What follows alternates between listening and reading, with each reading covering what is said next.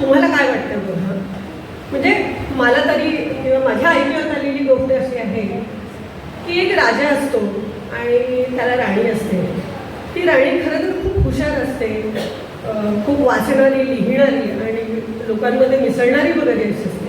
पण तरीही ती खूप समाधानी नसते. तिच्या चेहऱ्यावर एक जे हास्य असायला हवं ते हास्य तिच्या चेहऱ्यावर नसतं. तर ते तिला कळत नाही आणि राजालाही ते कळत नाही.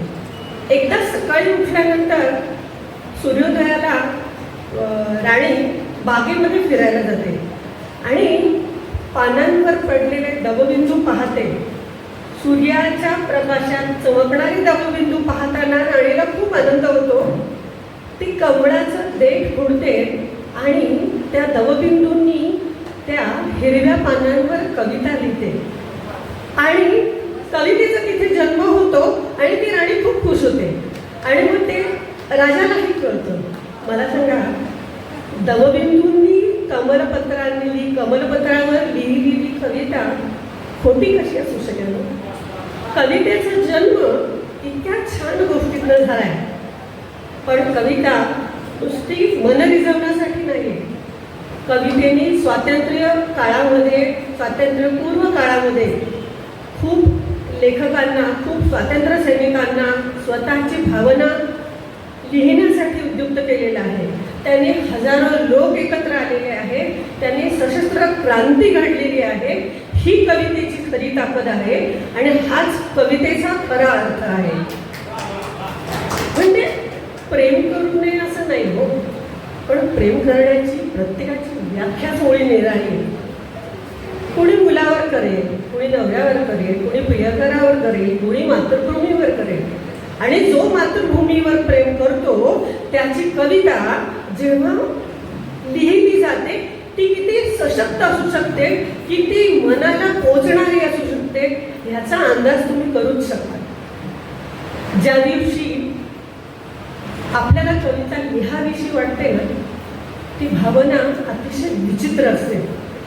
आपल्याच घरातल्या माणसांना आपण परके होऊन जातो जोपर्यंत ते शब्द आपल्याला हवे तसे कागदावर उतरत नाही तोपर्यंत आपण खूप परिचय नसतो. आणि कविता लिहिल्यानंतर सगळ्यात आवडत्या माणसाला पहिल्यांदा ती कविता वाचवून सांगावीशी वाटते, फोन करावासा वाटतो, व्हॉट्सअप करावासा वाटतो. म्हणजे मला सांगा, आपल्या जगण्याचा एक हुंकार, एक पूर्ण अवस्था त्या कवितेमध्ये निर्माण केलेली आहे. अशा कवितेला राजमान्यता मिळालीच, जगमान्यताही मिळालेली आहे आणि आता लोकमान्यताही मिळालेली आहे. खूप कवी खूप वेगवेगळ्या माध्यमातून समोर आलेले आहेत. आता तर आपल्याकडे यूट्यूब आहे, इंस्टाग्राम आहे, व्हॉट्सअप आहे, वेगवेगळे कवितांचे कार्यक्रम आहेत.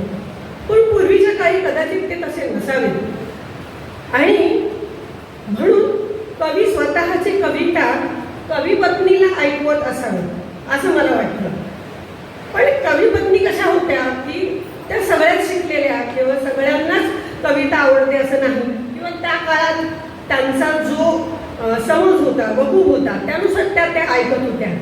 त्याच्यातही काही कवी पत्नी खरंच खूप छान होत्या. नवऱ्याचं मोठेपण, कवीचं मोठेपण त्या पत्नीला कळलं. तिने ते स्वतः त्याच्यातनं मांडलं आणि आहे मनोहर तरी निर्माण झालं. पु ल देशपांडेंसारखा माणूस जो आपल्याला म्हणजे जगातल्या तमाम लोकांना आवडतो, तो कवी, लेखक, दिग्दर्शक म्हणून कसा होता हे सुनीताताईंनी अतिशय सुंदरपणे मांडलेलं आहे. म्हणजे काय म्हणते का की दोन व्यक्तींचा संगम होणं, दोन भावना एकत्र येणं म्हणजे कविता. आजही भले तुम्ही संख्येने कमी असाल, पण तुम्हाला ह्यांना नक्की काय म्हणायचंय, ह्यांना ते मांडायचंय, ह्यांना ते लोकांपर्यंत पोहोचायचंय. म्हणून तुम्ही सगळ्याजण आज इथे आलेले आहात. तर तुमच्या सगळ्यांसाठी एकदा जोरदार टाळ्या होऊन जाऊ द्या. आणि माझ्या सगळ्या कवी मित्रांसाठी जे जीवाच्या ओढीने स्वतःच्या कविता लिहून तयार होऊन 2 वर्षापासून निघून आचार्य कॉलेजमध्ये आलेले आहेत, त्यांच्या कविता आपल्याला ऐकायचं. आवडता कवी गुलजार तुमच्या सगळ्यांचा म्हणजे 100% लोकांना, म्हणजे अमिताभ बच्चन कसा आवडता हिरो असलाच पाहिजे, म्हणजे गणित कसा कंपल्सरी सब्जेक्ट तसा अमिताभ बच्चन गणित कसा आवडता हिरो, तसं गुलजार कवितावाल्यांचा आवडता माणूस. त्यांच्या 4 ओळी फक्त. शिकायत और दुआ, शिकायत और दुआ में जब एक ही शख्स हो, शिकायत और दुआ में जब एक ही शख्स हो, समझ लो इश्क करने की अदा अगर तुम में आ गई. अगर आंसुओं की कीमत होती तो, अगर आंसुओं की कीमत होती तो कल रात वाला तकिया अरबों का बनता, कल रात वाला तकिया अरबों का बनता. म्हणजे कसं माहिती का की परवा कधीतरी 90व्या वर्षी त्यांना विचारलं की प्रेमिकेचा अर्थ काय. 90 वर्षाचे गुलजार होते आणि त्यांना विचारलं की प्रेमिकेचा अर्थ काय. तर ते म्हणाले, सकाळी जेव्हा मी खिडकीतनं बघतो तेव्हा उन्हाची तिरी घरात येते, ती माझी प्रेमिका असते. मी जेव्हा खिडकीच्या पलीकडे बसतो तेव्हा ती झाडांवर जाते, ती माझी प्रेमिका असते. 12 वाजता ती कडक सगळीकडे चैतन्यमय नाचत असते, तेव्हा ती माझी प्रेमिका असते. दुपारी जेव्हा मी शांतपणे विश्रांती घेतो तेव्हा पडद्याच्या पाठीमागे लपते, ती माझी प्रेमिका असते. संध्याकाळी ऊन जेव्हा उतरायला लागतं तेव्हा पिवळा शालू नेसून घरभर धावत आकाशाच्या पलीकडे जाऊन झोपते, ती माझी प्रेमिका असते. मला सांगा, इतकी सुंदर व्याख्या गुलजारांशिवाय कुणी करूच शकत नाही. म्हणजे प्रश्न विचारलेल्या माणसाला स्वतःला सार्थक झाल्यासारखं वाटलं असेल की गुलजारांकडनं इतकं सुंदर आपल्याला उत्तर मिळालेलं आहे. ठीक आहे, आता मी गुलजारांच्या कविता वाचायला सुरुवात केलं तर अख्खा एक कार्यक्रम आपला होईल, तसं नाही आहे. गुलजारांचेच वंशज आहेत हे 3 जण, यांना हे सगळं मांडायचं आहे. तत्पूर्वी मला एक संधी दिलेली आहे. या ठिकाणी मी पण थोडीफार वंशज आहे, त्याची एक कविता सादर करते. आता 8 मार्च येतोय, आम्ही सगळ्या महिला एरवी वर्षभर आम्ही हवे ते कॉम्प्रोमाइजेस करतो, 8 मार्चला नाही. त्या दिवशी आम्ही घरातून उठणार, बाहेर जाणार, हॉटेलमध्ये जेवणार, पिक्चर बघणार, मैत्रिणींबरोबर सी फेसवर जाणार, गोळा खाणार. दुसऱ्या दिवशी सर्दी झाली तरी चालेल, पण 8 मार्च साजरा करणं असं आमचं ते ठरलं. त्यामुळे 8 मार्चसाठी एक माझी कविता. स्वयंपाक करून घर आवरून घरातल्या समस्त सुखांची जुळवाजुळव करून ठेवून मी पर्स घेऊन घराबाहेर पडते. खांद्यावरची वेणी पाठीवर टाकताना अचानक केसांना देखील ओझं होतं, तरीही माझं मन गुणगुणतं, आपल्यालाही घर आहे. ऑफिसमधल्या टाईपरायटरवर खडखडणारी बोटं, टेलिफोनसाठी सजवलेला इंग्रजी फ्लुएंट आवाज इतरांना सुसाय व्हावं यासाठी एअर कंडिशनच्या गाऱ्याप्रमाणे ओठावर आणलेलं एक्झिक्युटिव्ह हसू. या साऱ्यांना क्षणभर घामाघूम झाल्यावर सेंटेड निळा रुमाल मला अचानक आठवण करून देतो, आपल्यालाही घर आहे. ऑफिसची ओझी फायली पिनअप करून मी हरणाच्या चपळाईनं तुटलेल्या चपलेचा अंगठा जुळवत ऑफिसच्या बाहेर पडते. हिरव्यागार भाज्यांची ढीग मला पुन्हा आठवण करून देतात, आपल्यालाही घर आहे. गच्च भरलेल्या पिशव्या, पर्स मला इतर कोणताच विचार करू देत नाही. लोकलमधल्या गर्दीत मी स्वतःला पिशव्यांसकट कोंबून घेते. नवऱ्याच्या आठवणीने जमेल तेवढा सोज्वळ होऊन भुकेल्या स्पर्शांचे धोके सोसत हँडलवर लोंबकळत मनामध्ये भोगत राहते, आपल्यालाही घर आहे. घराच्या उंबरठ्यावर सुस्कारा टाकून श्वासाद्वारे बाहेरची ओझी बाहेरच टाकते. एक नवा ताजा श्वास घेते.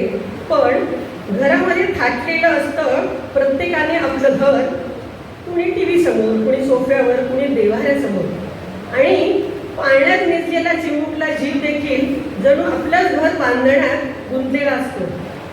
मग मीही अंग्या खांद्यावर जमलेली घराची जळमटे झटकून टाकते. जेवणानंतर चालत राहते तोवर घरामधली ही सारी घरं पापण्या भेटून झोपलेली असतात. उरले सुरले दिवे लावून दारं खिडक्या लावून साऱ्यांच्या अंगावर चादरी नीट करताना मी सहजच स्वतःमध्ये पुन्हा डोकावते आणि सवयीने शब्द येतात, आपल्यालाही घर आहे. मी थोडासा बदल करून डायरी आजच्या तारखेखाली लिहून ठेवते, 8 मार्च, साऱ्यांचं घर आपलंच आहे, साऱ्यांचं घर आपलंच आहे आणि आपल्यालाही घर आहे. धन्यवाद. आता यानंतरची कविता कोण सादर करणार आहे? पुष्पाताई. नमस्कार. संधीबद्दल हार्दिक आभार. आपल्या अवतीभोवती आपल्याला अनेक प्रकारची माणसं भेटतात, त्याच्यावर आधारित वर्णन ह्या कवितेमध्ये आहे.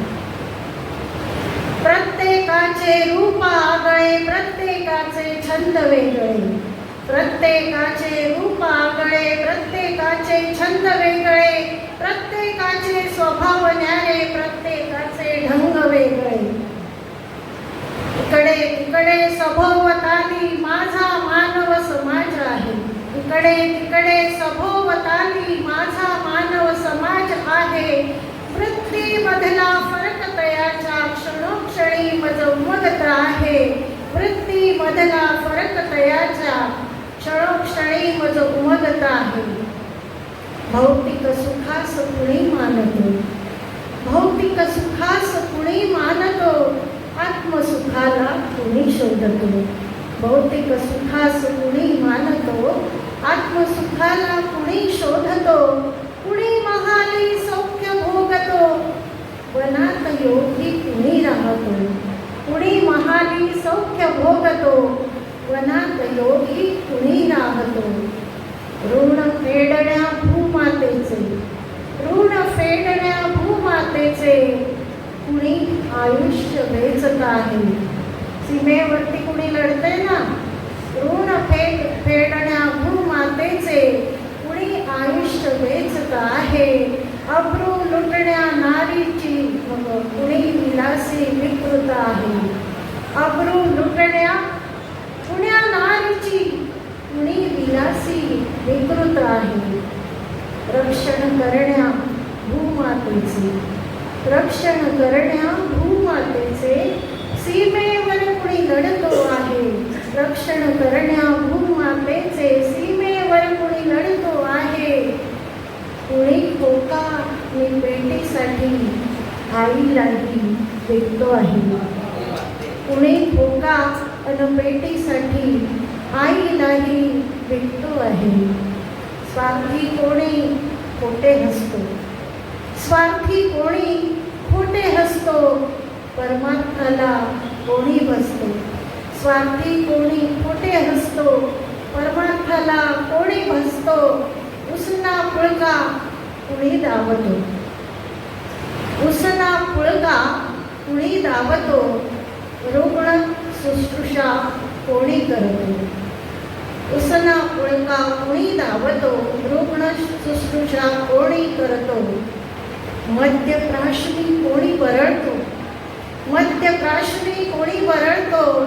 कोणी मौनी योग साधतो, मध्यप्राशनी कोणी बरळतो.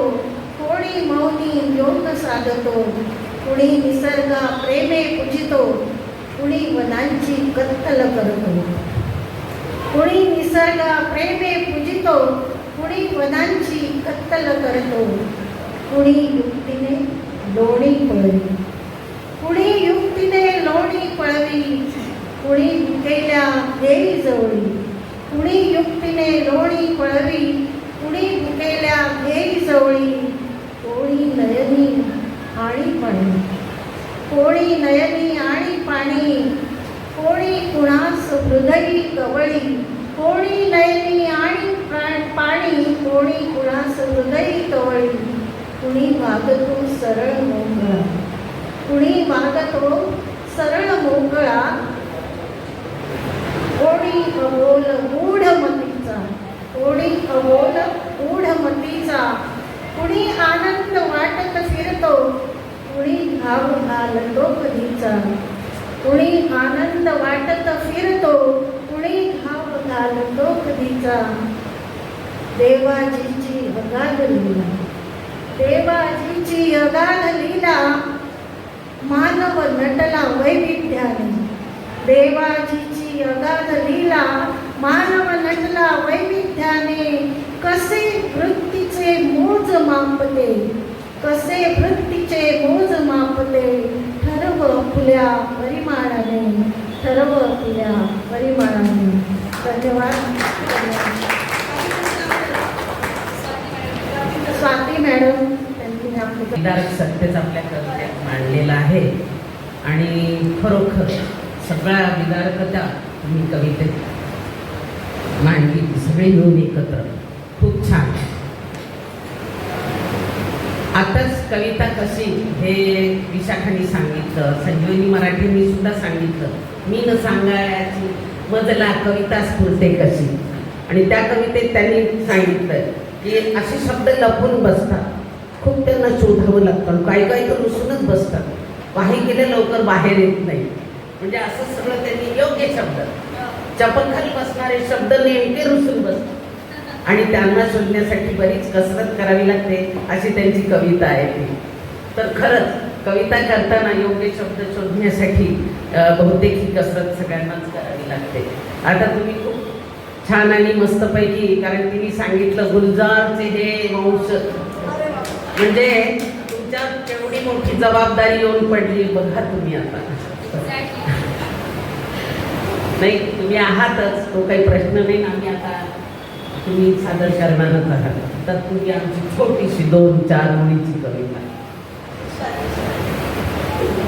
धन्यवाद. समाजामध्ये आपल्याला काही माणसं पाहायला मिळतात, प्रतिकात्मक कविता आहे की एक तर भूतकाळात रमतात, नाही तर भविष्याची चिंता करतात. पण मी माणूस नाही, फुलांचा त्याच्यामध्ये संदर्भ घेतलाय प्रतिकात्मक दाखवण्यासाठी.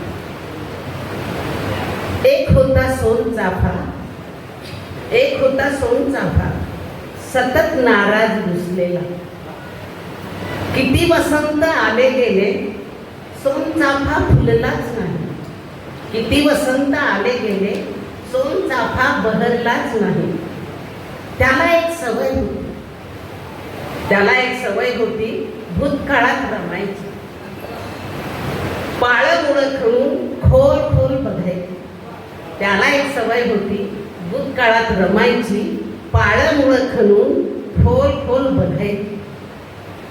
त्याला अजून एक सवय होती भविष्यात नजर रोखायची, शेंडेवर उंच करून दूरदृष्टी लावायची. त्याला अजून एक सवय होती भविष्यात नजर रोखायची, शेंडेवर उंचावून दूरदृष्टी लावायची. एकदा त्याला भेटली शेवंती, एकदा त्याला भेटली शेवंती, म्हणाली फक्त पाहायचं अवतीभोवती. म्हणाली फक्त पाहायचं अवतीभोवती, पाळमुळं आणि वर नाही. निसर्गाकडून शिकायचे सौंदर्य आणि प्रगती. आज जी कळी असते ती उद्या फुल होते. निसर्गाकडून शिकायचे सौंदर्य आणि प्रगती. त्याला तिने सांगितलं भूतकाळात जास्त रमायचं नाही, भविष्य मापून तोलायचं नाही. भविष्य मापून तोलायचं नाही. पुन्हा एकदा वारे आले, पुन्हा एकदा वारे आले, पुन्हा एकदा वसंत आला. निसर्गाला खूप बहर आला आणि काय हो आश्चर्य, यंदा पहिल्यांदाच सोन चाफा फुलला, यंदा पहिल्यांदाच सोन चाफा बहरला. धन्यवाद.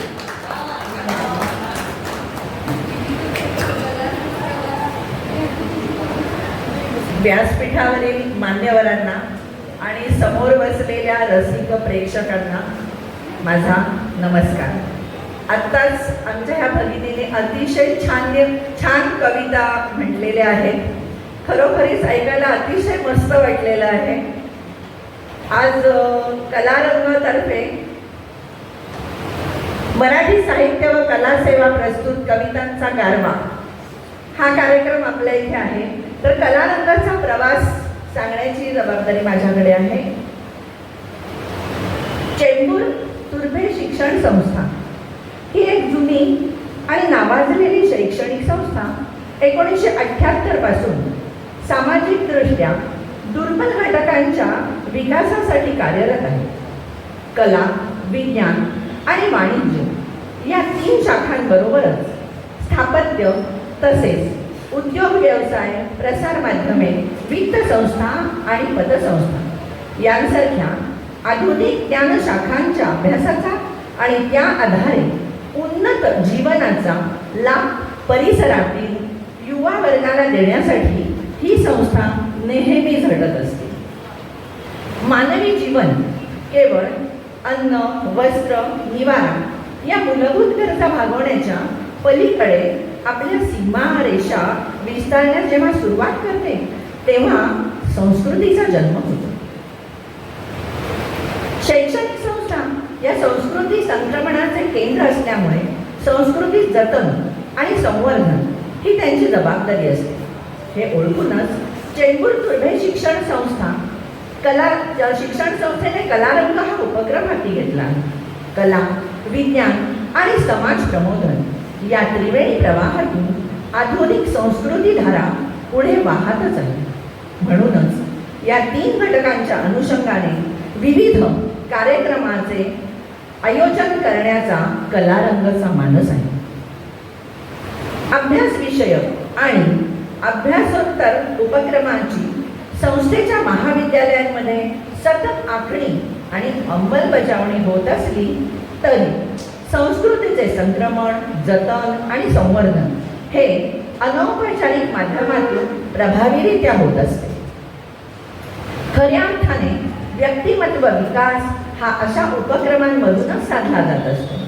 या विचारातून कला, विज्ञान आणि समाज प्रबोधन या क्षेत्रातील हर तऱ्हेचे विषय वेगवेगळ्या दृष्टिकोनातून विविध रूपात करण्यासाठी चेंबूरतर्फे या शिक्षण संस्थेने कलारंग या व्यासपीठाची स्थापना केलेली आहे. या व्यासपीठाद्वारे परिसरातील तसेच अन्य व्यक्ती कला, विज्ञान आणि समाज प्रबोधन या संबंधातील सादरीकरण करतात. असे कार्यक्रम राबवण्यासाठी चेंबूर तसेच अन्य ठिकाणी उपलब्ध असलेल्या जाणत्या, अनुभवी आणि नामांकित त्याचप्रमाणे नवोदित सादरकर्त्यांना इथे संधी दिली जाते. वर उल्लेखलेले कार्य सुकर व्हावे म्हणून अशा उपक्रमांमध्ये रुजू असणाऱ्या आणि आपले योगदान देणाऱ्या व्यक्तींची एक समिती स्थापन केलेली आहे. दर महिन्याला 3ऱ्या शनिवारी विविध कार्यक्रमांचे आयोजन केले जाते. समितीची वर्षातून एक सर्वसाधारण सभा होते व कार्यक्रमाच्या अनुषंगाने इतर सभा गरजेनुसार होतात. सर्व सभांची व इतर कामकाजांची नोंद ठेवली जाते. आजवर अनेक कार्यक्रम कलारंगाच्या माध्यमातून राबवण्यात आलेले आहेत. जसे की यावर्षी आपल्याकडे कलारंगाच्या माध्यमातून नाट्य महोत्सव विविध स्पर्धांचे आयोजनही केले गेले. त्यामध्ये 2 अतिशय रसिकांना चांगला आस्वाद घेता येतील अशी 2 नाटके इथे सादर केली गेली. एक नकळत सारे घडले आणि अ परफेक्ट मर्डर ही 2 नाटके इथे सादर केली गेली आणि त्यांना खूप प्रतिसाद मिळालेला आहे. तसेच महिलांसाठी पाककला स्पर्धा घेण्यात आली होती. त्याला उत्स्फूर्तपणे चांगला प्रतिसाद मिळाला.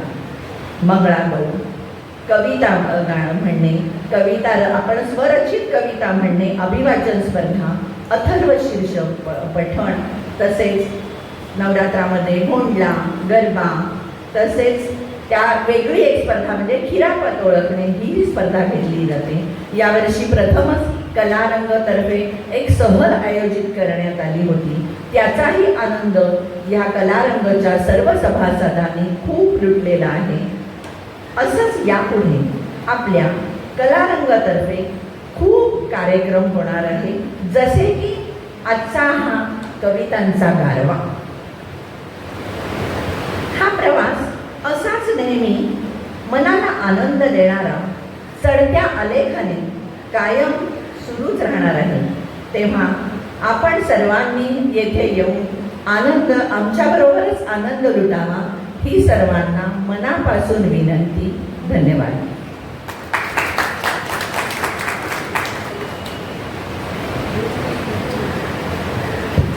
हॅलो.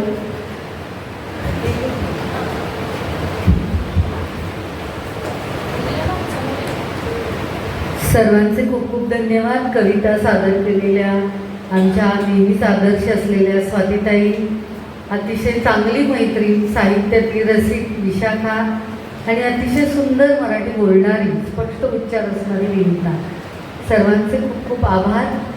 मला असं सांगायचं की कलारंग ही जी संस्था आहे ही चेंबूर दुर्बे शिक्षण संस्था यांच्या माध्यमातून आम्ही इथे चालवतो. तर या संस्थेसाठी आमची जी वार्षिक वर्गणी जी आहे ती 1000 रुपये आहे. वर्षाला तुम्ही 1000 रुपये भरून वेगवेगळे सुंदर कार्यक्रम तुम्ही अनुभवू शकता.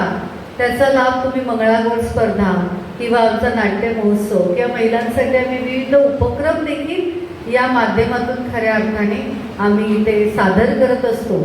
तर मला असं मी आज आवाहन करते, तुमचे मित्रमैत्रिणी, तुमचे आप्तेष्ट, तुमचे हितचिंतक या सर्वांना तुम्ही सांगू शकतात कलारंगबद्दल. मी तुम्हालाही सर्वांना विनंती करते, आज तुम्ही आमच्याकडे कार्यक्रम करण्यासाठी आलेले आहात, तुम्हालाही विनंती आहे की तुम्ही देखील इतरांना आमच्या या कलारंगाबद्दल सांगावं. कारण इथे आम्ही लोकांना जवळ करतो. आम्ही कोणाला नाही म्हणत नाही. जे कोणी नवोदित कलाकार असतील त्यांना आम्ही प्लॅटफॉर्म आम्ही ओपन करून देतो. त्याशिवाय आमचं इथे फेसबुकला जाते किंवा आम्ही यूट्यूब लिंकसुद्धा आम्ही लोकांना देतो की त्यांनी हा कार्यक्रम बघावा. आणि आम्ही ही संधी जी आहे ती सर्व चेंबूरकरांना आचार्य 90 FM आणि कलारंगाच्या माध्यमातून आम्ही नेहमीच देतो. त्यामुळे तुम्ही आज इथे आलेल्या आहात, तुम्ही खूप खूप कौतुक. आणि आमची सुंदर आरजे तेजस्विनी, जिला आम्ही सुसंवादिनी म्हणतो, तीही तुमच्यात सामील झालेली आहे. बघून मला खरोखरच आनंद झालेला आहे इथे की तेजस्विनी देखील हळूहळू या साहित्याच्या क्षेत्रात वावरतेच. आणि अगदी मला इथे सांगावं असं वाटते की आता स्वातीताई किंवा विशाखा मला सांगत होती की भारतांब्यांची नात तिथे आली होती. आणि मी इथे अभिमानाने सांगते स्टेजवर की आम्ही अभिमानाने सांगू शकतो की विंदांची नात आमच्या सोबत आहे, तेजस्विनी नात. तर कार्यक्रमाला आपण सुरुवात करूया. आम्ही छान छान कविता ऐकण्यासाठी थांबलेलो आहोत. तर तेजस्विनी, आपण सर्वांनी सुरुवात केली तरी चालेल. धन्यवाद. विनिताताई, तुम्ही, स्वाती वैद्यताई आणि विशाखा कुलकर्णी सगळ्यांनी कविता खूप छान सादर केल्या. विनिताताईंनी खूप कलारंगाचा प्रवास उत्कृष्टरित्या सांगितला आणि मृदुला पंपारे मॅडमने आमच्या सगळ्यांची ओळख करून दिली. तसंच आचार्य 90 FM आणि कलारंगाची धुरा त्या सांभाळतात, तर त्यांचे मनपूर्वक आभार. तसंच नारायण गजानन आचार्य आणि दामोदर कृष्णाजी मराठी महाविद्यालयाने आम्हाला ही संधी उपलब्ध करून दिली, त्याबद्दल व्यवस्थापन समिती आणि त्याच्या प्रमुख आपल्या हेड क्लास नम्रता मंजिरे इथे उपस्थित आहेत, तुमचेही मनपूर्वक आभार. धन्यवाद. आमच्या आता कवितांच्या गारव्याला सुरुवात करतोय आणि गारव्यामध्ये तुम्हाला थंडावा देण्यासाठी आता उन्हाळा सुरू झाला आहे, त्यामुळे एक थंडाई म्हणून आमच्या कविता सगळ्या तुमच्या भेटीचा आम्ही घेऊन आलेलो आहोत. शब्दांमध्ये असतो एक जादुई स्पर्श, भावना त्या स्पर्शाने उमलतात, हृदयात खोलवर रुजतात. अशा शब्द सुगंधानं भारलेली ही संध्याकाळ, जिथे शब्द केवळ उच्चारले जाणार नाहीत तर ते मनात खोलवर रेखाटले जातील. चेंबूर दुर्बे शिक्षण संस्था संचालित कलारंग सादर करत आहे मराठी साहित्य आणि कलासेवा प्रस्तुत अनोखा संगम कवितांचा गारवा, एक सुखद अनुभूती. काव्य म्हणजे शब्दांचा साज. या साजात भावनांची सुरेल लय मिसळली तर ती फक्त कविता राहत नाही, ती एका अनुभवात परिवर्तित होते. आजच्या या काव्यमय संध्याकाळी अशाच एका सुखद अनुभूतींचा आपण आस्वाद घेणार आहोत. तर रसिकहो, जोरदार टाळ्यांच्या गजरात स्वागत करूया कवितांचा गारवा, एक सुखद अनुभूतीच्या कवींचे. माझ्यासोबत आहेत कविवर्य, कविमित्र विक्रांत लाळे, रवींद्र पाटील आणि गुरुदत्त वांगेकर. सभागृहात उपस्थित तुम्हा सर्वांचं आपल्या शब्दाने आपल्या काव्यानं हृदयात घर करून राहणाऱ्या कवींच्या वाणीनं आज मन चिंब होणार आहे. आपण चला या गारव्याचा मनमुरात आस्वाद घेऊया. शब्दाला जिवंतपणा देणारी, भावना साकार करणारी आणि मनापर्यंत पोहोचणारी गोष्ट म्हणजेच कविता. कधी अश्रूंमध्ये भिजणारी, कधी हास्यात फुलणारी, कधी अग्नीसारखी पेटणारी, तर कधी शांत चंद्रप्रकाशासारखी असणारी हीच कविता आज आपल्या मनाचा ठाव घेणार आहे. आपल्या संवेदनांना स्पर्श करणारी, मनाच्या खोल तळातून उमटलेली ही सुरेख रचना ऐकूया आपले ज्येष्ठ कवी गुरुदत्त वागदेकर यांच्याकडून. धन्यवाद. कविता मांडण्यापूर्वी कालच 98वं अखिल भारतीय साहित्य संमेलन जे दिल्लीमध्ये सुरू झाले आणि त्याची माननीय पंतप्रधानांनी उद्घाटन केलं. तर ते अतिशय सुंदर पद्धतीने तिथे सुरू असताना आज मुंबईमध्ये इथे तुम्ही कवितांचा गारवा अनुभवायला इथे आला, त्यासाठी तुमच्या सगळ्यांचंच मनपूर्वक स्वागत करतो. आणि या कार्यक्रमामध्ये आज आपल्या संस्थेचे सदस्य श्री शैलेशजी आचार्य उपस्थित झालेले आहेत. त्यांचंही मनपूर्वक स्वागत करूया. धन्यवाद सर. खरंच तुमची आम्ही सगळेजण आतुरतेने वाट बघत होतो. आलात त्यासाठी खरंच मनापासून स्वागत. आणि तुमच्या हजेरीमध्ये आज पहिली कविता इथे मांडतो. कवितेचं शीर्षक आहे एक कविता. काही क्षणांच्या उथळ चिंतनाने, काही क्षणांच्या उथळ चिंतनाने जन्माला येते एक कविता. काही क्षणांच्या उथळ चिंतनाने जन्माला येते एक कविता. वर्षानुवर्षे कवीच्या अंतर्मनात रुजत असते एक कविता. दोन डोळ्यांच्या अश्रुबिंदूतून, दोन डोळ्यांच्या अश्रुबिंदूतून संपून उठते एक कविता. दोन डोळ्यांच्या अश्रुबिंदूतून संपून उठते एक कविता. दोन ओठांच्या स्मित हास्यांवर खळखळ हसते एक कविता. चुरगळलेल्या चादरीच्या घड्यांमध्ये, चुरगळलेल्या चादरीच्या घड्यांमध्ये अश्रू ढळते एक कविता. दोन हातांनी आलिंगन देताना, दोन हातांनी आलिंगन देताना खुशीत शिरते एक कविता. पूजा करताना भक्तिभावाने कधी गंधाळते एक कविता. पूजा करताना भक्तिभावाने गंधाळते एक कविता. क्रोधाच्या अग्नीवर स्वार होऊन कधी धगधगते एक कविता. वात्सल्याच्या तर कधी ममतेच्या भावनेत सजते एक कविता. भावनेच्या तर कधी ममतेच्या भावनेत, वात्सल्याच्या तर कधी ममतेच्या भावनेत सजते एक कविता. द्वेष, मत्सर, चीड होऊन कधी जळजळते एक कविता. आणि अगदी शेवटच्या ओळी, माझ्या मनात उत्पन्न होऊन, बघा, माझ्या मनात उत्पन्न होऊन तुझ्या पाषाण हृदयापर्यंत कधी पोहोचते का माझी एक कविता, माझी एक कविता, माझी एक कविता. धन्यवाद सर. शब्दांचा लयबद्ध प्रवाह, भावना व्यक्त करण्याचा अनमोल सेतू. काही वेळा ती अश्रूंमध्ये विरघळते तर कधी हसण्याचा खळखळाट होते. या शब्दसृष्टीत कधी भक्तीचा गंध असतो तर कधी प्रेमाची नशा. अशाच भावना उलगडणारी ही कविता अगदी मनातून आलेली, कधी प्रेमाने खुशी शिरणारी तर कधी आगीसारखी धगधगणारी.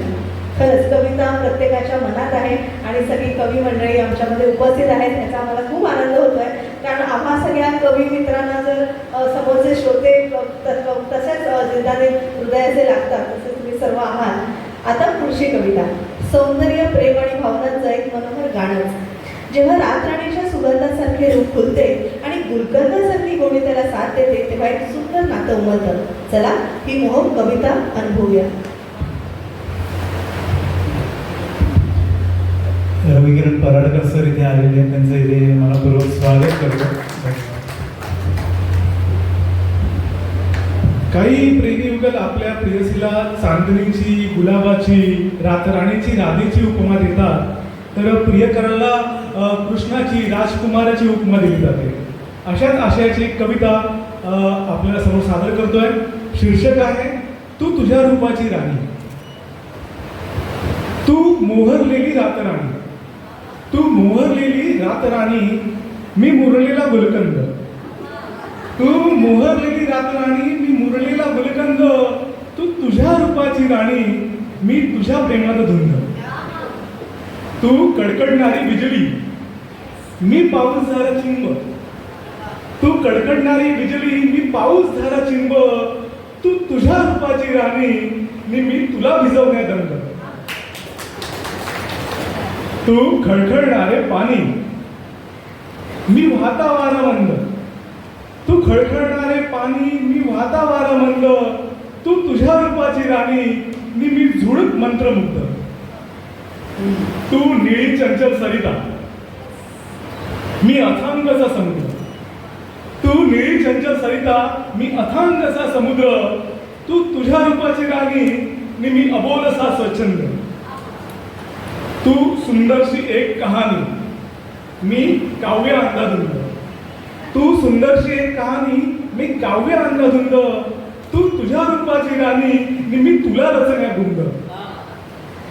तू ओठांवरली गाणी, तू ओठांवरली गाणी, मी नाद स्वर तरंग.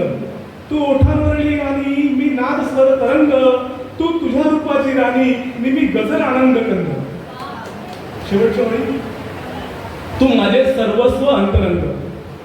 तू माझे सर्वस्व अंतरंग, मी भाव शांत निशब्द. तू माझे सर्वस्व अंतरंग, मी भाव शांत निशब्द, तू तुझ्या रूपाची राणी, मी तुझ्या प्रेमात धुंद. मी तुझ्या प्रेमात धुंद. धन्यवाद.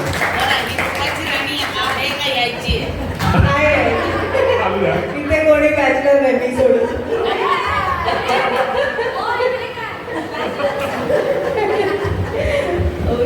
मॅडम सर, तुमच्याकडे फक्त चाफा आणि कुठलं तरी फुल होतं.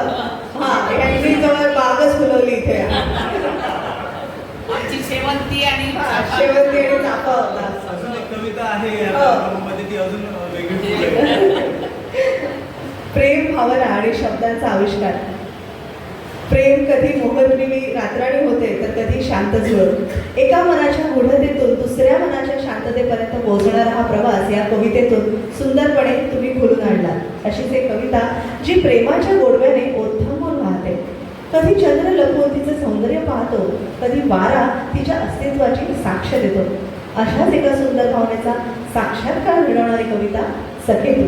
सादर करतायत रवींद्र पाटील. धन्यवाद मॅडम.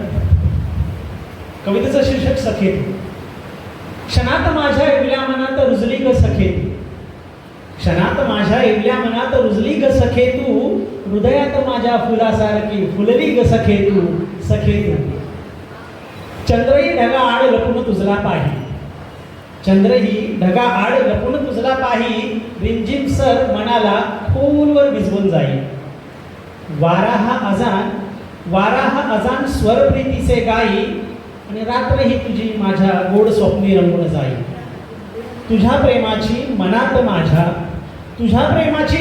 माझ्या उमलवली रातकडी तू. हृदयात माझ्या फुलासारखी फुलली ग सखे तू. सखे तू. चांदण्यांचा ढीग मांडीन तुझ्या पायी. प्रेमात प्रियकर नेहमी प्रियसीला असं म्हणतो की चांदण्यांचा ढीग मांडीन तुझ्या पायी. हसणे तुझे मनात माझ्या घर करून जाई. चांदण्यांचा ढीग मांडीन तुझ्या पायी. हसणे तुझे मनात माझ्या घर करून जाई. तुला स्पर्श करण्यास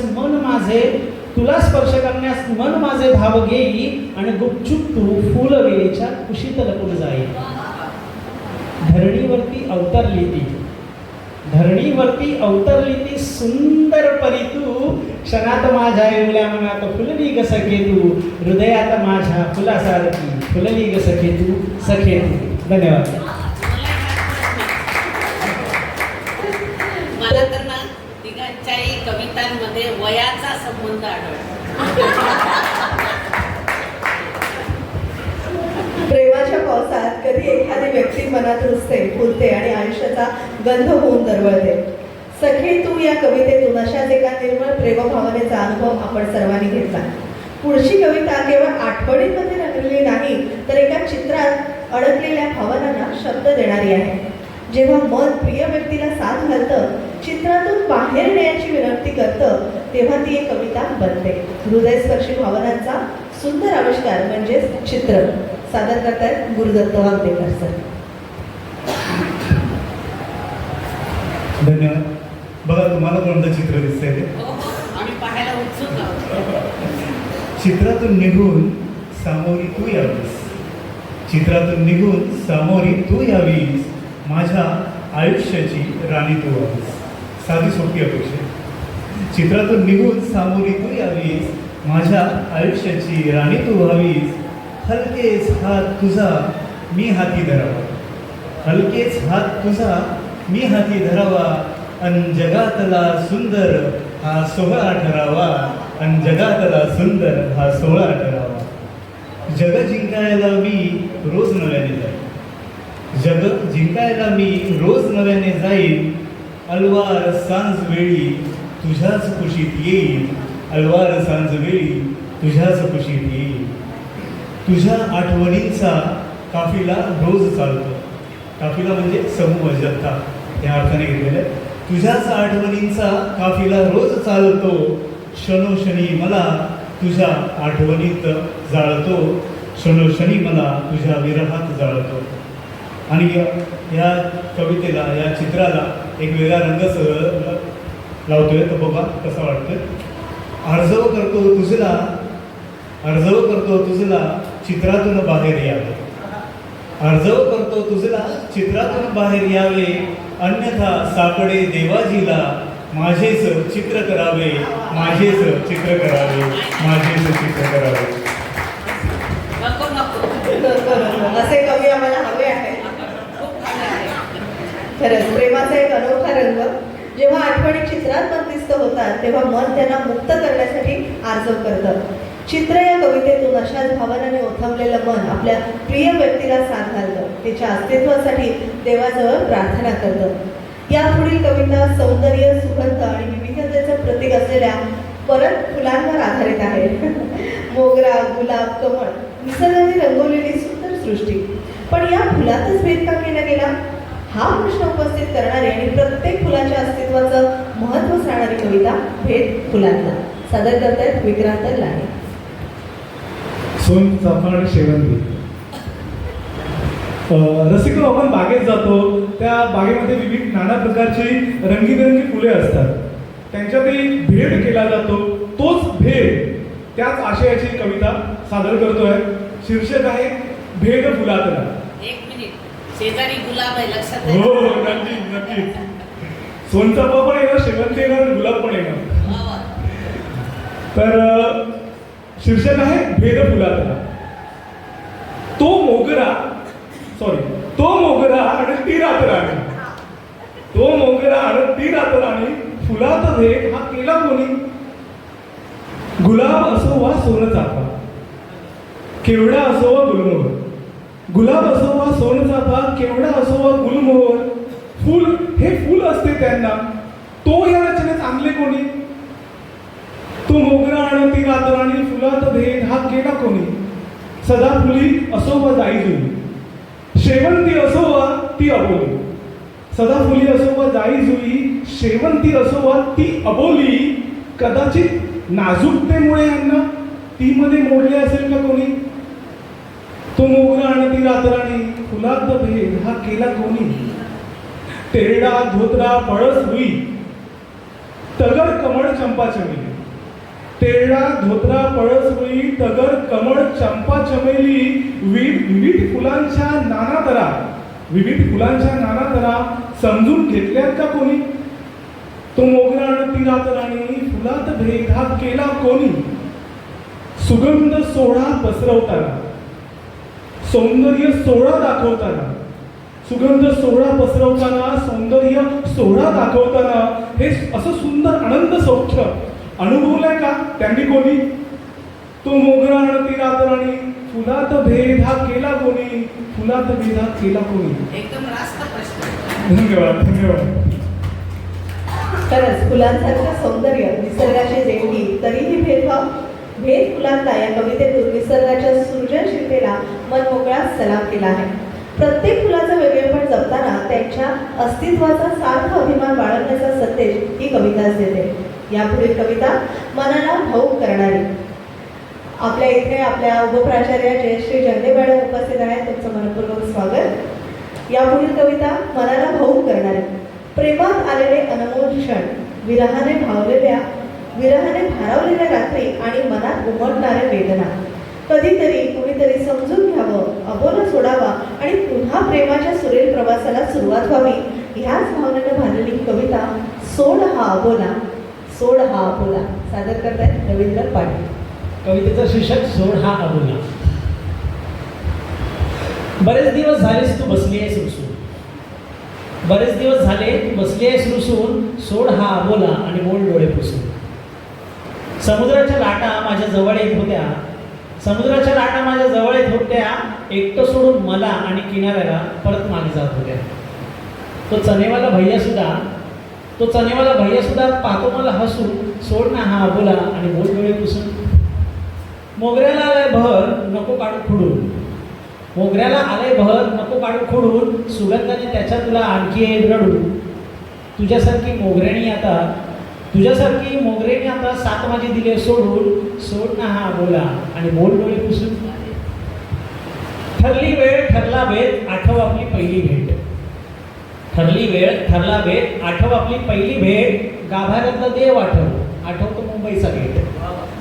ठरली वेळ ठरला भेद आठव आपली पहिली भेट, गाभाऱ्यातला देव आठवतो मुंबईचा गेट. रात्र रात्र जागून काढल्या एकटा बसून, सोड ना गा बोला आणि बोल डोळे पुसून. तू आली नाहीस तर आता सोडून जातो मी सारं. शेवटी प्रियकर बघा तिला काय म्हणतोय की तू आली नाहीस आता तर सोडून जातो सारं, शांत सागरात आलं जसं तुफानांचं वारं. तू आली नाहीस आता तर सोडून जातो सारं, शांत सागरात आलं जसं तुफानांचं वारं. कमी तुझी माझ्या आयुष्यातली काढ ना ग भरून, सोड ना हा बोला आणि बोल डोळे पुसून. बरेच दिवस झाले तू बसली आहेस पुसून. धन्यवाद. खरंच प्रेमात कधी अबोला असतो तर कधी शब्दांपेक्षा अधिक बोलणारी निरवता. सोड हा अबोला या कवितेतून विरहाच्या भावनाने भारलेले शब्द मनाला खरंच स्पर्शून गेले. अबोल्याच्या या पडद्यात किती भावनांचा गुंता असतो नाही याची जाणीव या कवितेनेच करून दिली. पुढील कविता आहे प्रेमभावना नाही तर संपूर्ण अस्तित्व व्यापणारा एक अनुभव आहे. आपल्या आयुष्यात कोणीतरी असावं ज्याच्याशिवाय जगणं अपूर्ण वाटावं अशा हृदयाला भेटणाऱ्या भावनांनी सजलेली ही कविता आहे. तुझ्या विना कोणी नको, तुझ्या विना कोणी नको. धन्यवाद. कवितेचे शीर्षक कळलंच तुम्हाला, तुझ्या विना कोणी नको.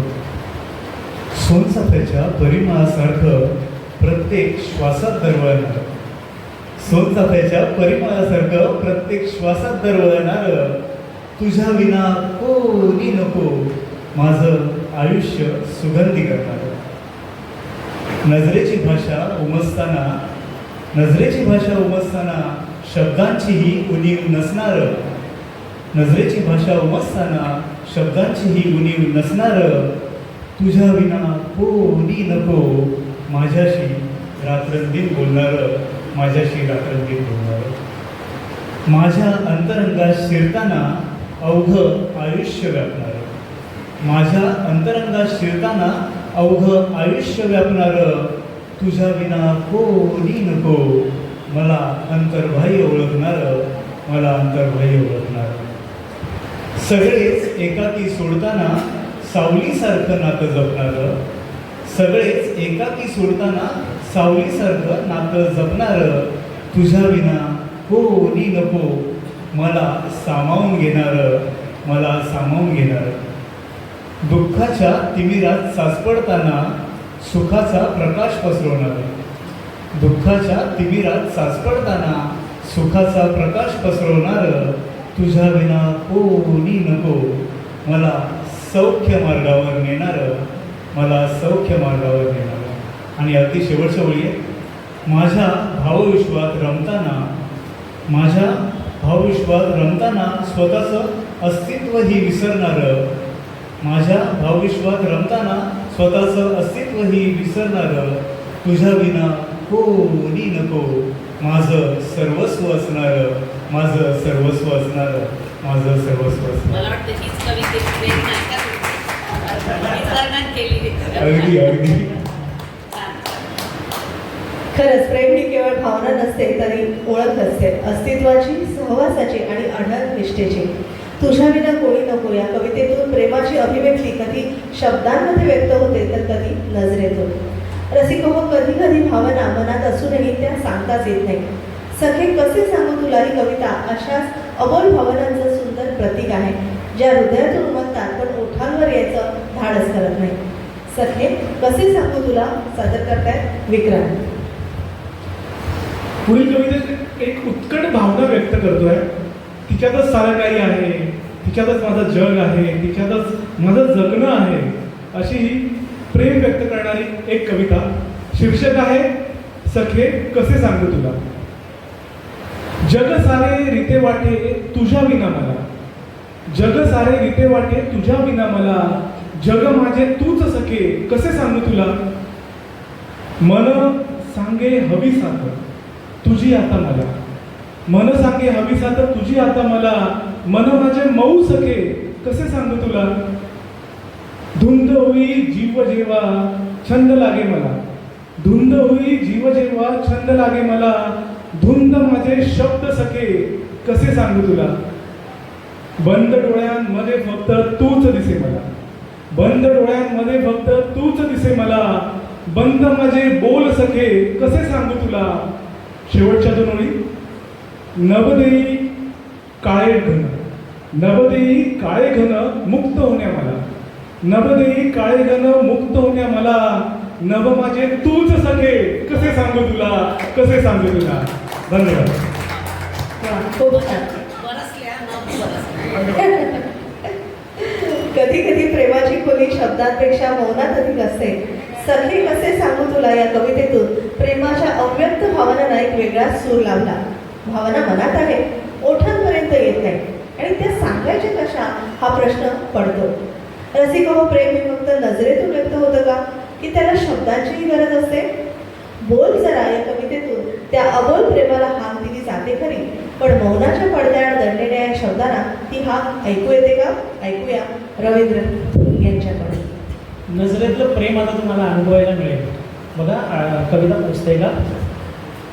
नजरेमधून किती सांगशील, नाही चष्मा काढायच्या अगोदर लिहिलेली कविता आहे.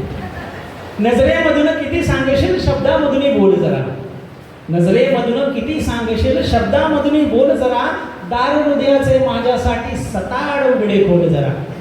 नजरेमधून किती सांगशील शब्दामधूनही बोल जरा, दार हृदयाचे माझ्यासाठी सताड उघडे खोल जरा. रोज पाहुणे हसतेस अशी मौनाला तू सोड जरा, रोज पाहुणे हसतेस अशी मौनाला तू सोड जरा. पत्र लिहीन कवितेमधून, पत्र लिहीन कवितेमधून, पण सही तुझी तू कर जरा. नजर भिडता नजरेशी माझ्या, नजर भिडता नजरेशी माझ्या, लाजुनी खाली बघ जरा. नजर भिडता नजरेशी माझ्या, लाजुनी खाली बघ जरा. आणि उदार घेऊन श्वास माझे हसत मुखाने जग जरा. नजरेमधून किती सांगशील शब्दामधून बोल जरा. धन्यवाद. सध्या प्रेमाची बरीच माध्यमं झालेली आहेत. म्हणजे फक्त नजरेची गरज नाही आहे. इंस्टाग्राम आहे, फेसबुक आहे, ट्विटर आहे, व्हॉट्सअप आधी मेन महत्वाचं आहे. नजरेची भाषा. हो, नजरेची भाषा. हो, टेक्निकली आपण त्याला अपडेट करू शकत नाही. नजरेची भाषा हृदयाला मिळते. व्हॉट्सअपची भाषा नाही मिळत. हा, खरंच प्रेमाच्या प्रवासात मौनाची साथ असते, पण कधी कधी त्यालाही शब्दांची आस लागते. नजरेतून किती सांगशील शब्दांमधून बोल जरा, पण कधी कधी प्रेम अबोल राहतं आणि मनाला छळतं. या पुढील कवितेत मात्र विरहाच्या वेदना आपल्या सगळ्यांना सोसायच्या आहेत. आठवणीचा पाऊस आहे आणि त्यात मन भरून येत आहे. प्रेमात जवळीक असते पण अंतरही असतं. मग या अंतराचं उत्तर कसं शोधायचं ऐकूया ही कविता. जास्ती पावसाळे पाहिलेत असे गुरुदत्त सर यांच्याकडून. नाही म्हणजे इतक्या वेळेच्या कविता व्हॅलेंटाईन डेच्या असं म्हणता येईल. आता एका वळणावरती आपण चाललोय म्हणून ही अशी आली ही कविता इथे. तर अशी कशी ग तू, अशी का ग मला छळतेस, अशी का ग मला छळतेस, स्वतःच जवळ बोलवतेस आणि पुन्हा दूर लुटतेस. अशी कशी ग तू? तुझ्या आठवणींचा पाऊस पडतो, डोळ्यातून अविरत झरझर झरतो. तुझ्या आठवणींचा पाऊस पडतो, डोळ्यातून झरझर झरतो, अन काळजाला घोर लावतो. अशी कशी ग तू? अशी कशी ग तू? तू अलवार अवचित येतेस, तू अलवार अवचित येतेस, स्पंदनांचा वेग वाढवतेस. तू अलवार अवचित येतेस, स्पंदनांचा वेग वाढवतेस, आणि आपल्याच विश्वात रमतेस. अशी कशी ग तू? तूही करतेस प्रेम सखे, शब्द का होती तुझे मुके. तूही करतेस प्रेम सखे, शब्द का होती तुझे मुके, वागणे तुझे भलतेच हटके. अशी कशी ग तू? अशी कशी ग तू? आणि अगदी शेवटाकडे जाताना, का जवळ माझ्या आलीस? प्रश्न आहे, का जवळ माझ्या आलीस? का काळीच माझे झालीस? का श्वासांची वजाबाकी केलीस? का जवळ माझ्या आलीस? का काळीच माझे झालीस? का श्वासांची वजाबाकी केलीस? अशी कशी ग तू? अशी कशी ग तू? सांग ना, अशी कशी ग तू? खरंच कधी कधी मनाला एक प्रश्न सतावतो, जीव लावणारी, हृदयाच्या प्रत्येक ठोक्यात बसणारी ती अशी का बरं वागते? जवळ बोलावून दूर का करते? अशी कशी ग तू या कवितेत प्रेम, विरह, आठवणी आणि तत्व या साऱ्या भावनांचा सुरेख मिलाप आहे. आपण आता एका नव्या भावना प्रवाहाकडे वळणार आहोत. ती सध्या काय करते? हा प्रश्न प्रत्येकाच्या मनात कधी ना कधी येतोच. कॉलेजच्या गट्ट्यावर असो, एखाद्या जुन्या आठवणीत असो किंवा अचानक झालेल्या भेटीत असो, ही उत्सुकता कायम असते. याच नाजूक क्षणाला शब्दबद्ध करणारी ही पुढील कविता आहे.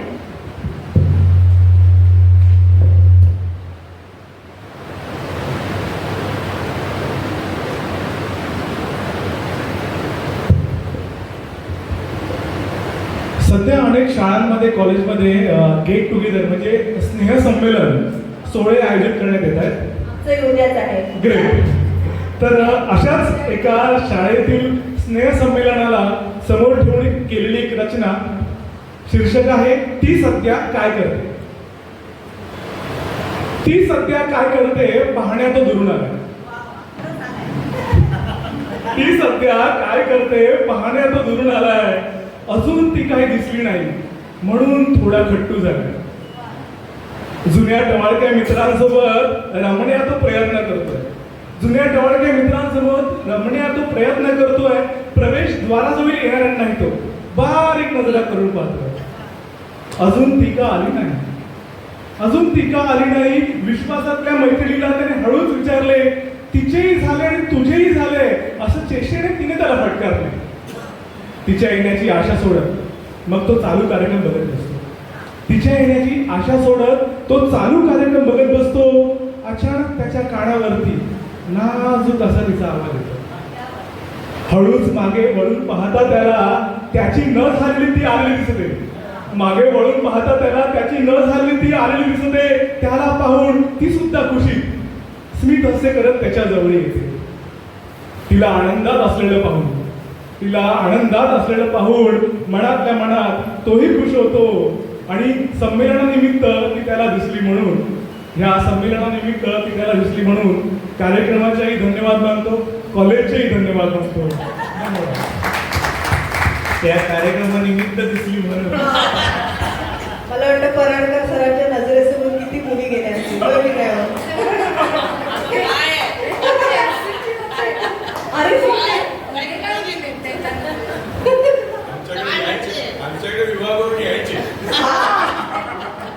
बरं, आपल्यामध्ये अजून एक कवी मित्र सहभागी झालेले आहेत. आरजे वैभव, कवी वैभव वराडे आपल्यामध्ये उपस्थित आहेत. त्यांचा देखील उत्कृष्ट कार्यक्रम ते सादर करतात, दोन मित्र नावाने. तर त्यांचाही आपण कवितांचा आस्वाद पुढच्या काही कलारंगाच्या कार्यक्रमामध्ये घेणारच आहोत. आणि तसेच सिनियर सिटीजन्स, आपले चेंबूरचं जे फोरम आहे सिनियर सिटीजन्सचं, ते टिपसे सर आपल्यामध्ये, प्रतीक टिपसे सर आपल्यामध्ये उपस्थित आहेत. तुमचंही मनपूर्वक स्वागत. पुढल्या कवितेकडे बोलूया. प्रेम म्हणजे अनामिक ओढ, ती कधी नजरेतून व्यक्त होते तर कधी शब्दातून, तर कधी फक्त मनातल्या मनात. ती सध्या काय करते या कवितेत हेच प्रतिबिंब उमटलं. ती कुठे असेल, कशी असेल, अजून का आली नाही, हाच विचार मनात करत वाट पाहणारा तो आणि त्याला हसत सामोरी जाणारी ती एका सुंदर क्षणाची गोड कहाणी. आता प्रेमाच्या या गोड आठवणींना अजून थोडा हलका फुलक्या प्रश्नांचा स्पर्श देणारे नात्यांमध्ये छोटेसे प्रश्न कसे मोठ्या भावना उलगडतात ही कविता आपल्यासमोर सादर करतायत रवींद्र पाटील. कवितेचं शीर्षक मिस करतेस की नाही. नजरेचं प्रेम झालं, आता व्हॉट्सअप आणि फेसबुकचं प्रेम करायचं. मिस करतेस की नाही, खरं खरं सांग मिस करतेस की नाही. खरं खरं सांग मिस करतेस की नाही. आपलं पहिल्या दिवसापासून बोलणं, माझ्या कवितेला तू कवितेतून उत्तर देणं, मला पाहावंसं वाटलं की तू तुझा डीपी बदलणं, मी सॉरी किंवा थँक्स म्हणालो की माझ्यावर रागवणं. आपल्या पहिल्या दिवसापासून बोलणं, माझ्या कवितेला तू कवितेतून उत्तर देणं, मला पाहावंसं वाटलं की तू तुझा डीपी बदलणं, मी सॉरी किंवा थँक्स म्हणालो की माझ्यावर रागवणं. इतकं असूनही आपल्या मैत्रिणीला रेस करतेस की नाही. खरं खरं सांग मिस करतेस की नाही. आधी खूप कमी असायचीच ऑनलाईन, आता प्रत्येक क्षणाला होते तू जॉईन. माझा मेसेज आला की नाही हे टक लावून बघत बसते, आणि आईने काम दिलं मग स्वतःवरच रुसते. घरात कितीही प्रॉब्लेम असू द्या माझ्यासाठी फेस करतेस की नाही. खरं खरं सांग मिस करतेस की नाही. एक दिवस भांडलो होतो म्हणून बोलायचं झालं होतं बंद. प्रेमात रुसवे फुगवे येतात. एक दिवस भांडलो होतो म्हणून बोलायचं झालं होतं बंद, तेव्हा काहीच सुचलं नाही आणि निघूनच गेला होता छंद. 2 दिवस तुला 2 तपासारखे वाटू लागले आणि त्या 2 दिवसात माझ्या डोळ्यात कचकन अश्रू दाखवू लागले. चोरून माझ्या फोटोला किस करतेस की नाही. खरं खरं सांग मिस करतेस की नाही. खरं खरं सांग मिस करतेस की नाही. धन्यवाद.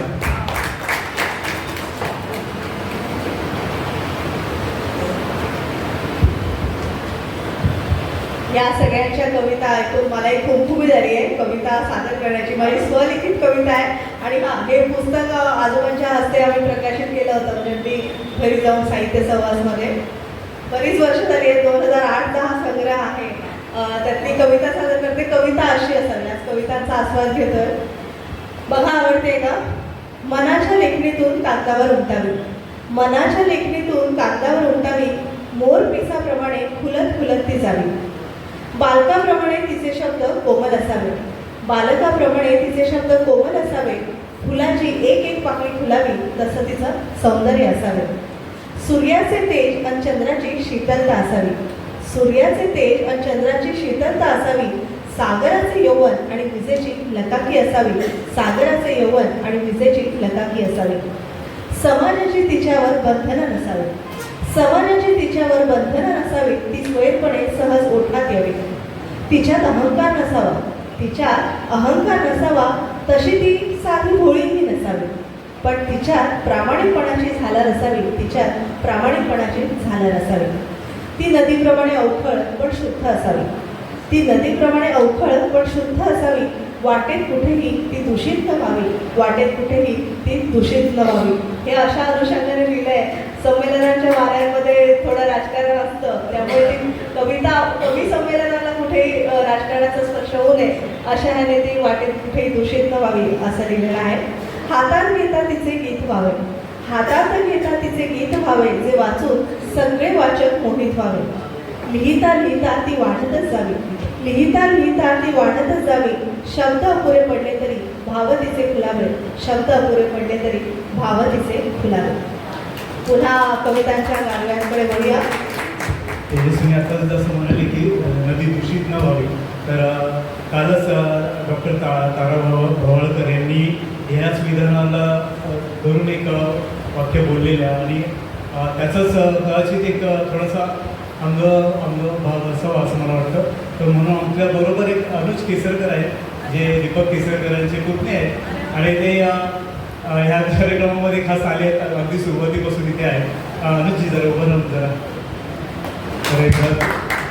तर मुद्दाम ते मागे बसले. हा राजकारणाचा स्पर्श नको, जसं डॉक्टर तारा यांनी सांगितलं, तर त्यांनी तो अगदीच मनावर लावून घेतला आहे. धन्यवाद.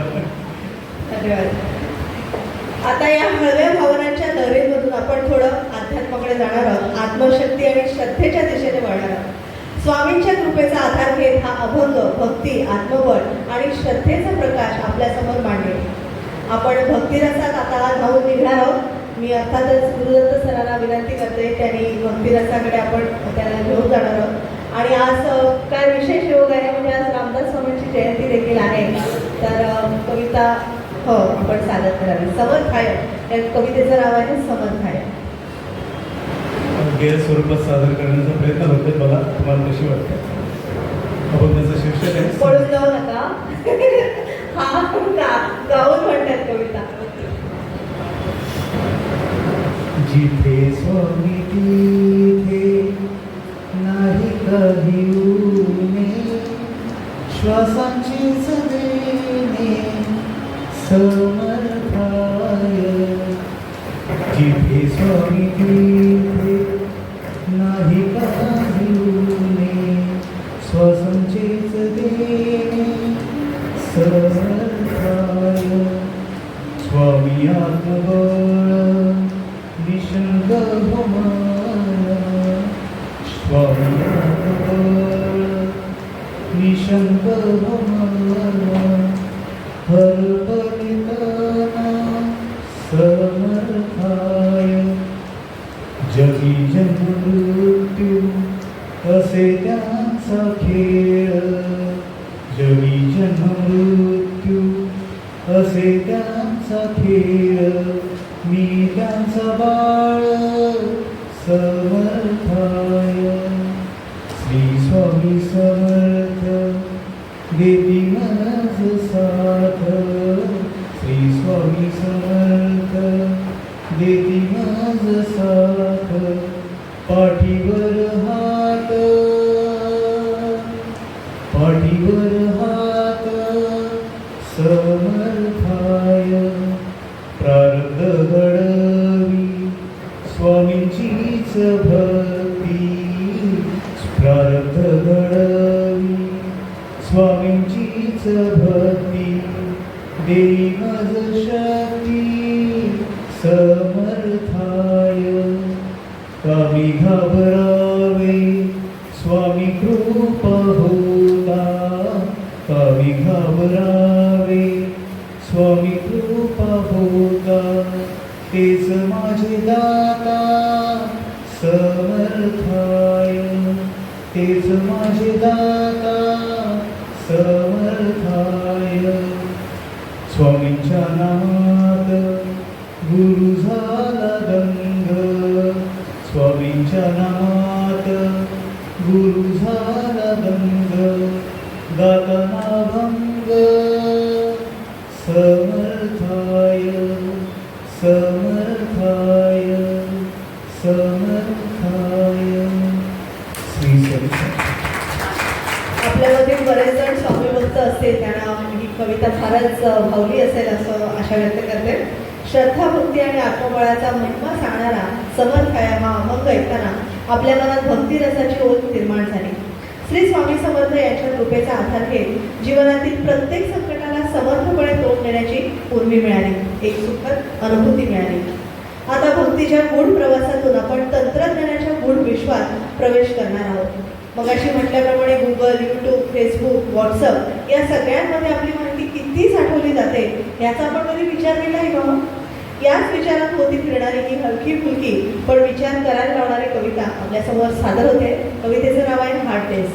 सादर करतात अर्थात कविमित्र विक्रांत लाळे. रसिको, आपण सध्या कॉम्प्युटरच्या विश्वात आणि मोबाईलच्या दुनियेत जगतोय. सर्व ठिकाणी डिजिटल झालं.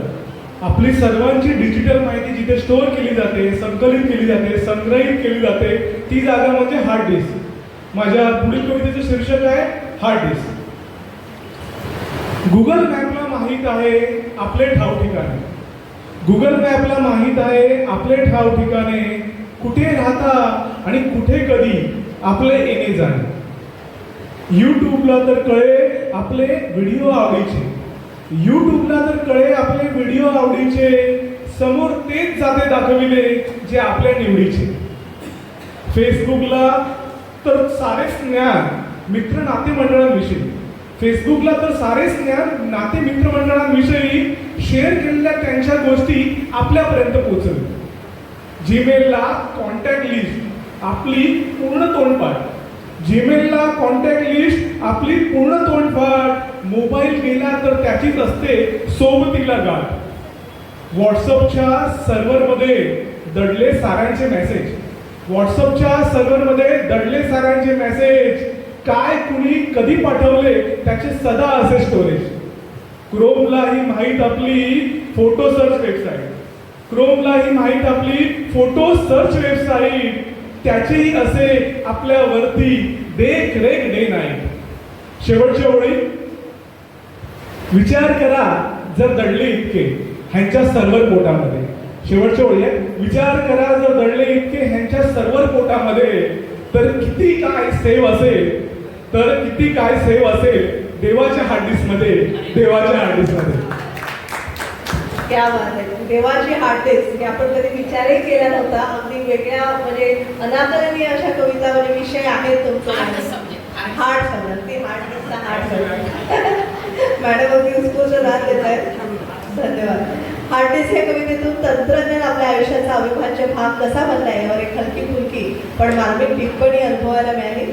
सोबत देवाच्या हार्डडिस्कमध्ये आपण करत असलेल्या कर्मांचा हिशोबही मांडला जात आहे. काही जण हार्डडिस्क स्वच्छ करायला प्रयत्न जाऊन आले. डिजिटल जगातून आपण आता एका भावनाशील आणि नॉस्टॅल्जिक प्रवासाकडे वळणार आहोत. पुढील कविता काळाच्या ओघात हरवत चाललेल्या हाताने लिहिलेल्या पत्रांच्या जगाची आठवण करून देणार आहे.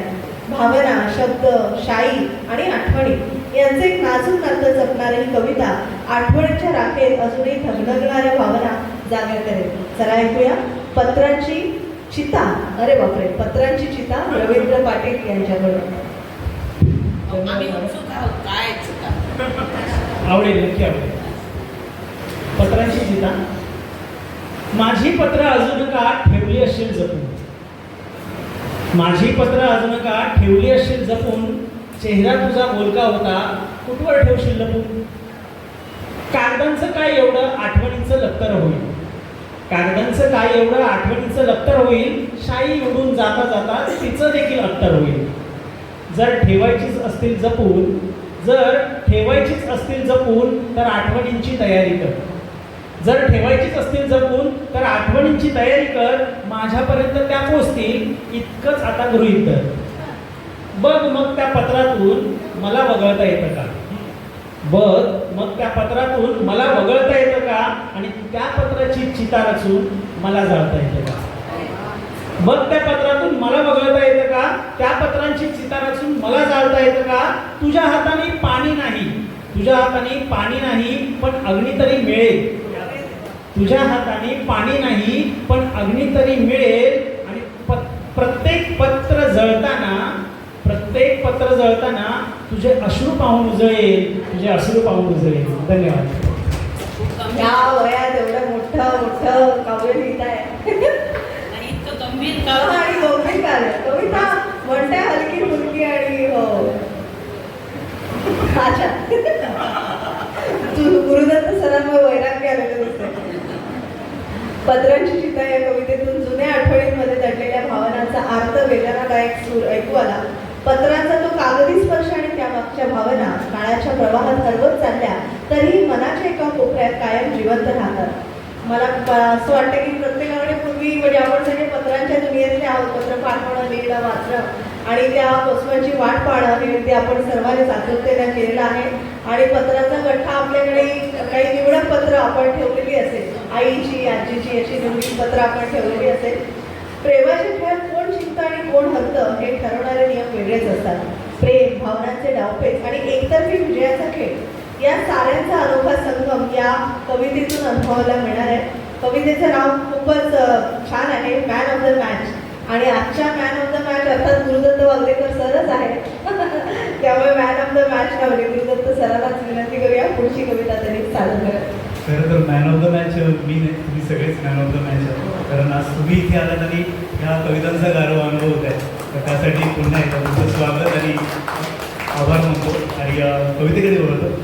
कविता थोडीशी खेळाचे नियम आणि प्रेमाचे नियम असे जोडणारी आहे. तर बघा तुमच्यापर्यंत पोहोचते का ही कविता. Man of the match. खेळ कोणताही असो, प्रत्येक खेळाचे असतात आपले आपले नियम. खेळ कोणताही असला तरी प्रत्येक खेळाचे असतात आपले आपले नियम. नियमाप्रमाणे खेळणारा होईलही मॅन ऑफ द मॅच. मी खेळताना माझा खेळ तू टाकलेस डाव.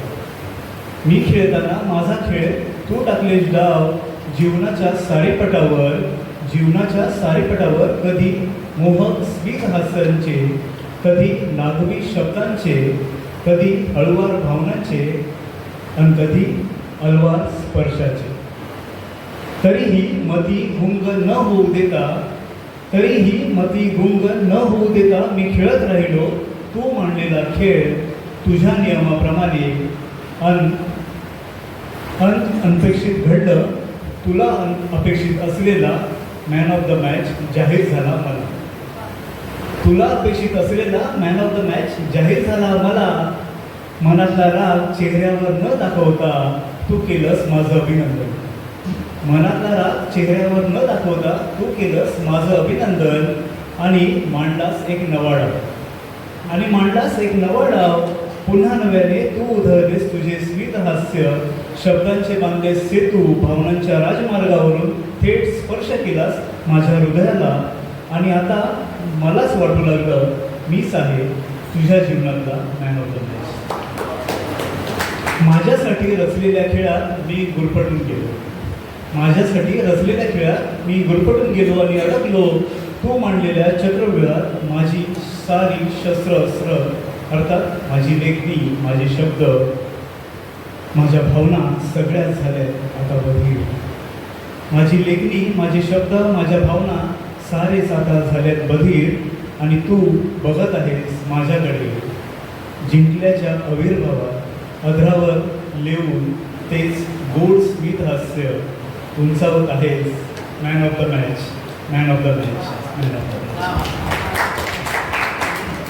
खरंच ही कविता ऐकताना म्हणजे असेली प्रेमाची कविता, पण प्रेम असं नाही आहे की फक्त तरुणीच करावं. प्रेम हे आई मुलावर असतं, बहीण भावावर असतं. प्रेमाच्या अनेक छटा आपण अनुभवतो. जसं कृष्ण राधेचं देखील प्रेम असं. मॅन ऑफ द मॅच ऐकताना मला जाणीव झाली की आपण द्वारकानाथ संजगिरींना आपण गमावलंय. आणि अगदी मी त्यांना फोन केला होता आमच्या आचार्य 90 FM चॅनलवर, तुम्ही या, मला तुमची मुलाखत घ्यायची. आणि त्यांची आठवण होते की ते शेवटचं बोलणं ठरलं म्हणजे, आणि मला ती मुलाखत घेता आली नाही. आणि याचं खूप वाईट म्हणजे दुःख असं. आपण इव्हन अतुल दादांना पण मी सांगितलं होतं का तुमची नक्की मुलाखत, म्हणजे कॅन्सरमधून ते बाहेर पडले होते. ते म्हणाले तेजू थोडे दिवस आम्ही येतो नक्की. 2 व्यक्तिमत्व जवळची आपण गमावली. आणि त्या कवितेची आठवण म्हणजे द्वारकानाथ संजगिरीला एक श्रद्धांजलीच तुमची कविता ठरली.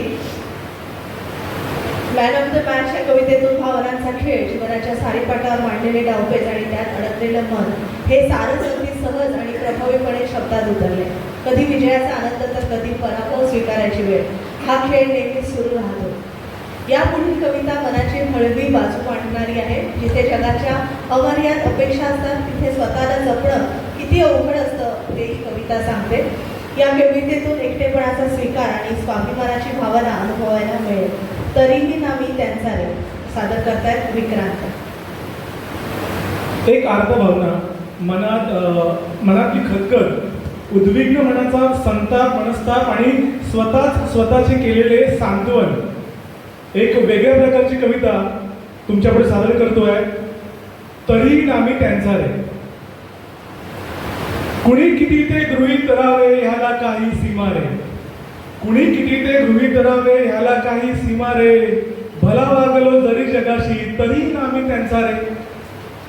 खरे बोलता भाव मांडता मागे झाली निंदा रे. खरे बोलता भाव मांडता मागे झाली निंदा रे.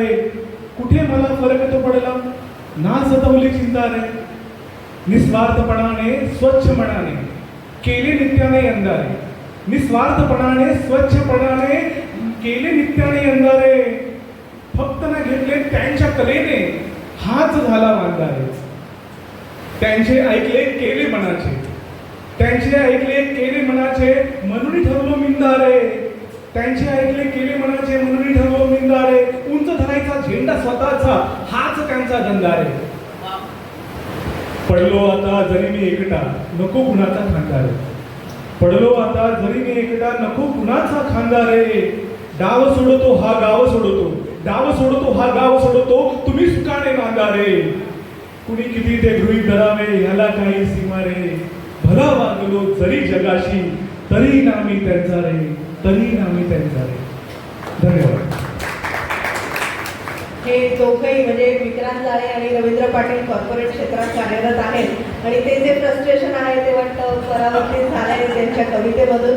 खरंच कारण आत्ताचं जे आपण म्हणजे पैशाच्या मागे पळणं आहे आणि जे बॉस आणि कलिग्सचं रिलेशन आहे ते खरंच कॉर्पोरेटमध्ये खास ताणतणाव निर्माण झाले. समाजातील सत्य मांडले त्यांनी समाजातील सत्य मांडले.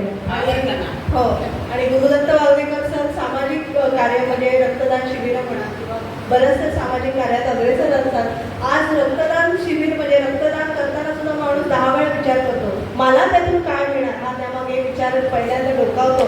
आणि असे सगळ्या क्षेत्रातील तुमची जशी ती कविता होती की वेगवेगळ्या लोक आपल्याला मिळतात कसं पाहायला मिळतात तसं गुरुदत्त वागवेकर सरांनाही सामाजिक कार्यात पाहायला मिळतात. तर अशी ही तरीही ना मी त्यांचा रे कविता होती. त्यातून त्यांची व्यक्त झालेली भावना समाजाच्या अपेक्षांमध्ये हरवून जाण्याची भावना आणि स्वतःच्या स्वाभिमानाचा जागर हे सारं मनाला भिडून गेलं. कधी कधी आपण जरी खलेपणाने वागलो तरीही आपलेपणाची भावना दुसऱ्याच्या मनात उमटतेच अशी नाही. यापुढील कविता आठवणींच्या कपड्यात हरवून जाणारी मनाला जुन्या संदर्भांची विसरलेल्या गाण्यांची आणि नात्यांच्या नाजूक बदनाची आठवण करून देणारी आहे.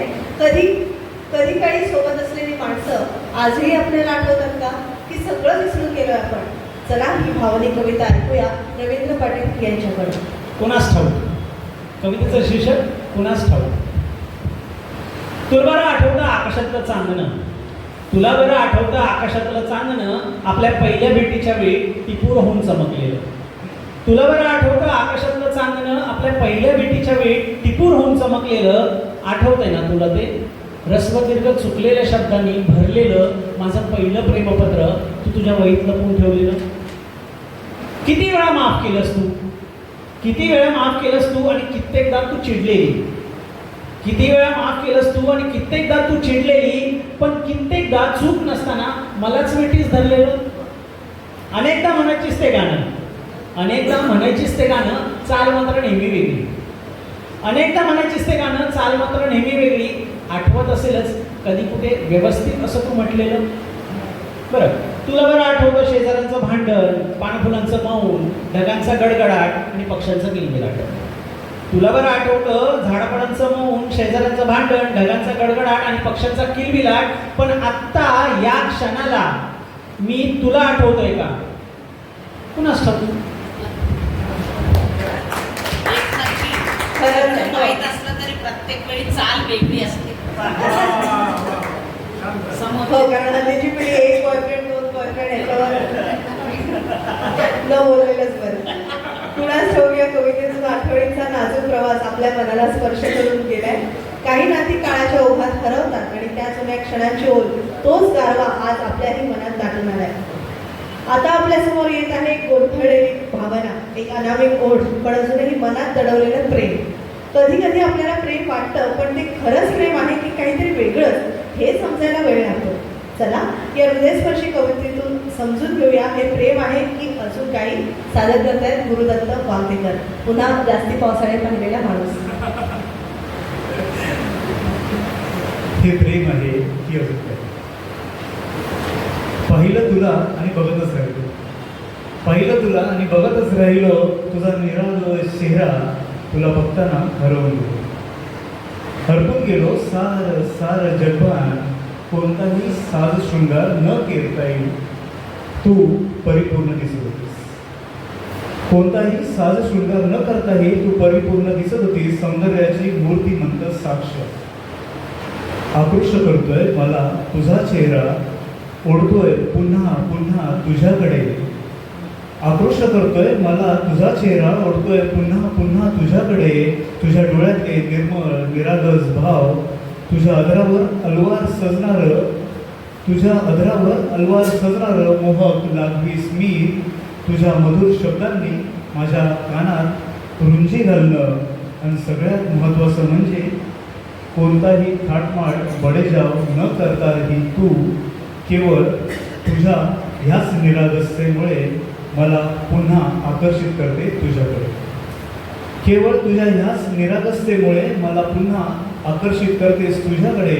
माझ्याही नकळत मी झालोय तुझ्या अधीन.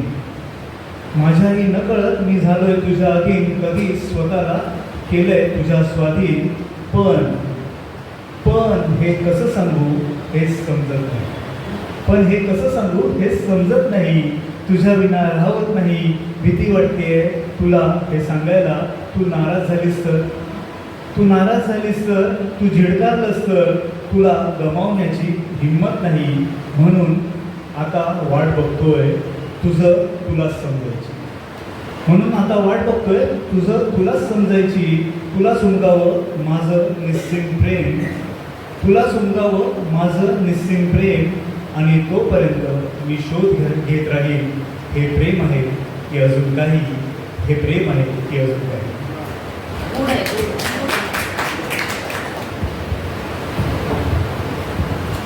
या कवितेतून आपल्या मनातील द्विधा अवस्था अगदी सहजपणे शब्दबद्ध झाली आहे. प्रेमाच्या या अव्यक्त भावना हे न बोलता राहिलेलं आकर्षण कधी ना कधी आपल्यालाही अनुभवायला आलंच असेल. आता आपल्या भेटीला येत आहे एक हृदयस्पर्शी कविता, जिच्यात प्रेमाचा एक वेगळाच पैलू आपल्याला उलगडायला मिळणार आहे. कधी कधी आपल्याला समजतं की प्रिय व्यक्ती आपल्या जीवनातून निघून जाणार आहे, पण तिच्यासाठी आपल्या मनातलं प्रेम मात्र तसंच शुद्ध आणि निस्वार्थ राहणार आहे. या उत्कट भावनांना स्पर्श करणारी कविता मनात नक्कीच घर करून राहील. माझ्यासारखाच सादर करतायत विक्रांत लाडे. शीर्षक माझ्यासारखाच. सखे खरे सांगतो मी खोटे समजू नकोस. सखे खरे सांगतो मी खोटे समजू नकोस. प्रयत्न केलास तर नवीन सखा तुला भेटेल. सखे खरे सांगतो मी खोटे समजू नकोस. प्रयत्न केलास तर नवीन सखा तुला भेटेल. पण खात्री याची मी नाहीच देऊ शकणार की माझ्यासारखाच तोही तुझ्यावर माझ्या इतकेच प्रेम करेल. सखे तो असेल देखणा आणि रुबाबदार. संगे बंगला मोटर कारही त्याच्या पास असेल. पण खात्री याची मी नाही देऊ शकणार की माझ्यासारखाच तुला त्याचा स्वभाव हृदयस्पर्शक भासेल. सखे तुझे नकशिखांत सौंदर्य पाहता क्षणी तो माझ्यासारखा तुझ्या मोहजाळात बसेल. सखे तुझे नकशिखांत सौंदर्य पाहता क्षणी तो माझ्यासारखा तुझ्या मोहजाळात फसेल. पण खात्री याची मी नाहीच देऊ शकणार की माझ्यासारखा तो डोळ्यात तुझ्या सौंदर्याला लपवू शकेल. सखे सारे काही तुझ्या दिमतीला तिथे कदाचित तुझ्या विचारा पलीकडेही असेल. सखे सारे काही तुझ्या दिमतीला तिथे कदाचित तुझ्या विचारा पलीकडेही असेल. पण खात्री याची मी नाहीच देऊ शकणार की माझ्यासारखाच तोही तुझ्या भल्याचाच विचार करत बसेल. शेवटच्या वेळी सखे आता तू मला सोडून दूरवर जाणार. तिथे तो नवीन सखा तुला सुखानेही नांदवेल. सखे आता तू मला सोडून दूरवर जाणार. तिथे तू नवीन सखा तुला सुखानेही नांदवेल. पण खात्री याची मी नाहीच देऊ शकणार की माझ्यासारखाच तो अखेरच्या श्वासापर्यंत फक्त तुझाच असेल. बरं. म्हणजे आपल्या आवडत्या व्यक्तीवर हक्क सांगण्याची पद्धत झाली. धन्यवाद. या कवितेतून प्रेमाचा तो हळवा निस्सीम आणि निस्वार्थ पैलू समोर आलेला आहे. कधी कधी आपण आपल्या प्रिय व्यक्तीला दूर जाताना पाहतो, पण तिच्यावरचं प्रेम मात्र तसूभरही कमी होत नाही. हीच भावना या कवितेतून तुम्ही भडकपणे मांडलेली आहे. आता आपल्या भेटीला येत आहे एक वेगळीच कविता, जी स्वतःला स्वीकारण्याचा, आपल्या अस्तित्वावर ठाम राहण्याचा संदेश देते. आपले गुणदोष, आपलं चुकणं, आपलं वेडं असणं हे सगळंच असंच राहू दे, कारण आपण जे आहोत तेच आपल्या अस्तित्वाची खरी ओळख आहे. या कवितेच्या ओळी आपल्यालाही स्वतःकडे बघण्याचा नवा दृष्टिकोन देतील. सादर करतात रवींद्र पाटील. रसिको, हा पहिलाच प्रयत्न माझा गाऊन सादर करण्याचा. मी कधीच कविता गाऊन सादर नाही केली आहे, पण सरांना मी रिक्वेस्ट केली की मला ह्या कार्यक्रमात जरा गाऊन सादर करण्याची विनंती केली. ते म्हटलं ठीक आहे बघ, कारण की मला पण कळलं पाहिजे की मला गाता येतं की नाही, लोकांना ते आवडतं की नाही. तर गाऊन सादर करतोय. आवडली तर नक्की दाद द्या. असू दे जसा मी आहे जसाही, असू दे जसा मी आहे जसाही, कासऊ समज या समज तू ससाही, दाखव चुकाना माझ्या तू लोकांना, दाखव चुकाना माझ्या तू लोकांना, हाती असू दे तुझ्या रसाही, असू दे जसा मी, होऊ दे तोटा जितका भायचा तो, होऊ दे तोटा जितका भायचा तो, नात्याचा तोटा तसा फारसाही नाही मिळाला जरी रोज भत्ता, नाही मिळाला जरी रोज भत्ता, मिळे लेखनीला माझ्या वारसाही, असू दे जसा मी, प्रेमाची गणिते न सुटली कधीही, प्रेमाची गणिते न सुटली कधीही, शिकवशील मला तू लसावी मसावी, जगा सांग तू हा रवी आहे वेडा, जगा सांग तू हा रवी आहे वेडा, आहे जसा हा आवडे हा तसाही, असू दे जसा मी आहे जसाही, कासव समज या समज तू ससाही, असू दे जसा मी. धन्यवाद.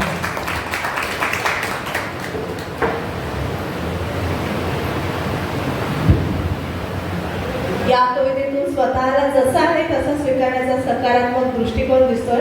जीवनात प्रत्येक जण आपापल्या परीने अपूर्ण आहे, पण त्या अपूर्णतेला आपण पूर्णत्व मानायचं ठरवलेलं आहे, ते या कवितेतून दिसून आलं. आता येणारी कविता एका विस्मरणात गेलेल्या नात्याची हळवी कहाणी सांगते. कधी कधी आठवणी मनाच्या गाभाऱ्यात रुजतात, पण त्या आपल्यालाच त्याची जाणीव होत नाही. कोणीतरी आपल्या मनात खोलवर रुतून बसलेलं असतं, पण ओठांवर मात्र शब्द येत नाही. हीच भावना या कवितेतून सुरेखरित्या व्यक्त होते. माझी याद येत नाही सादर करतायत कवी गुरुदत्त वांगेकर. कवितेचे शीर्षक आहे माझी याद येत नाही.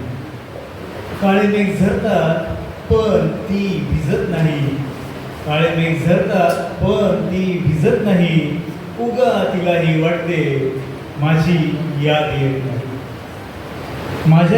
माझ्या सवे असताना एकटीच ती छत्री, माझ्या सवे असताना एकटीच ती छत्री, माझ्या विना जगताना विसरे ती छत्रीस.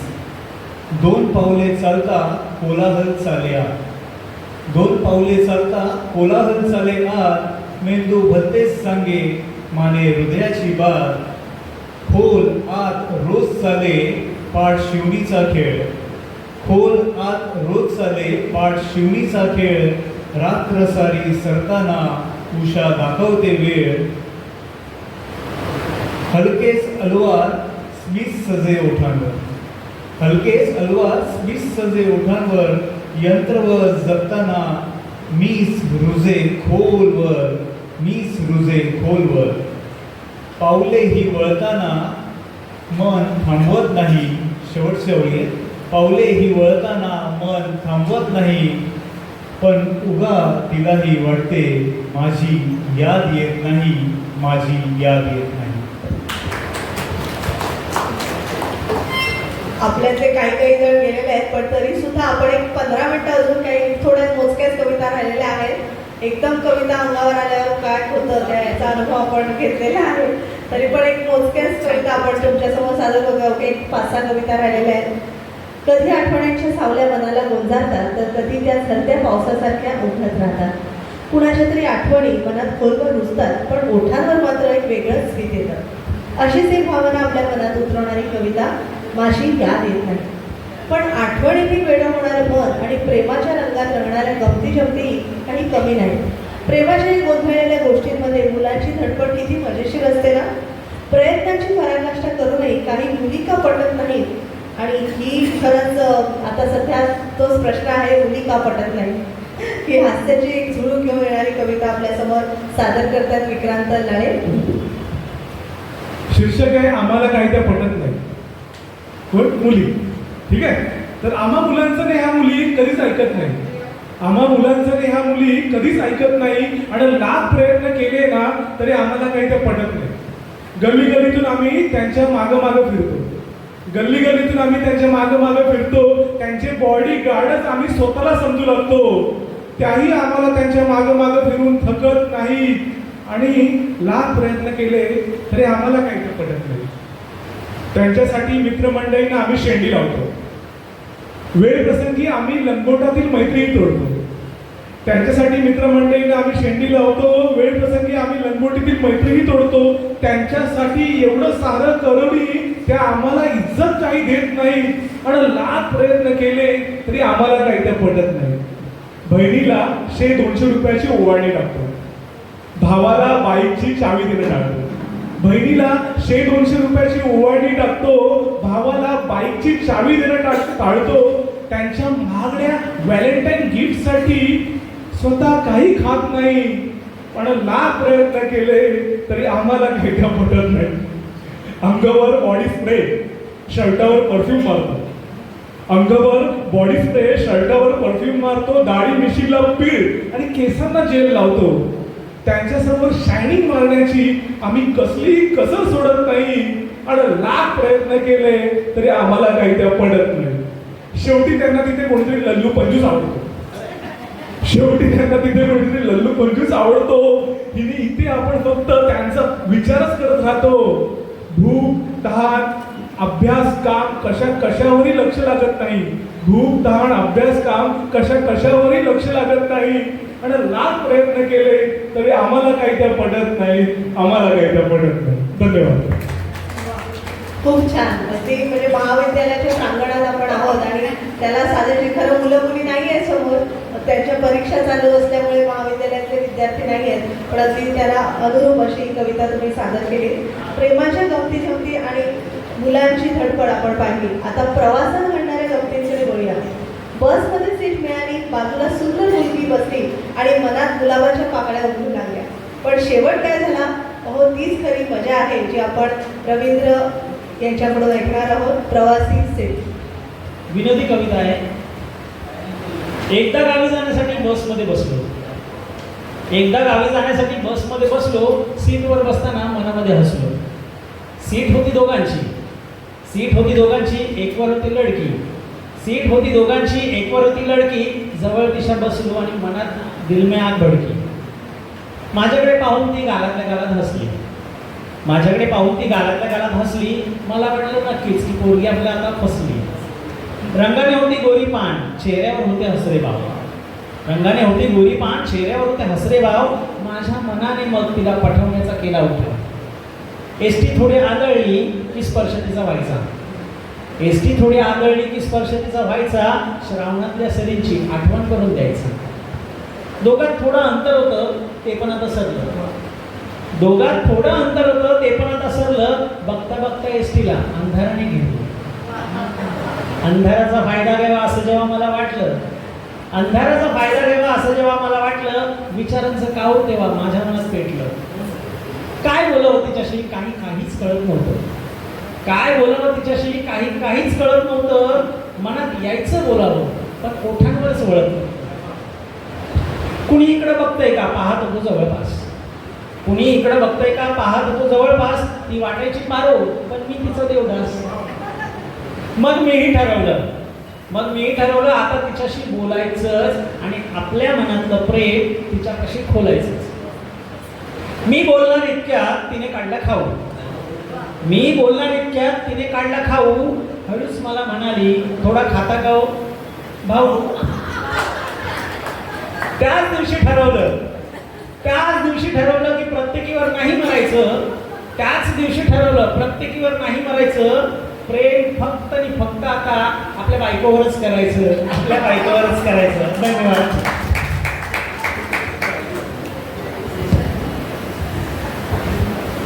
आपण व्हॅलेंटाईन डे आणि आता बरेचसे दिवस आहेत या महिन्यामध्ये आणि आता 27 फेब्रुवारीला मराठी भाषा दिवस येणार आहे आणि अभिजात मराठी भाषेला दर्जा मिळाल्यापासून आता हा पहिल्यांदा मराठी भाषा दिवस उत्साहाने साजरा होणार आहे.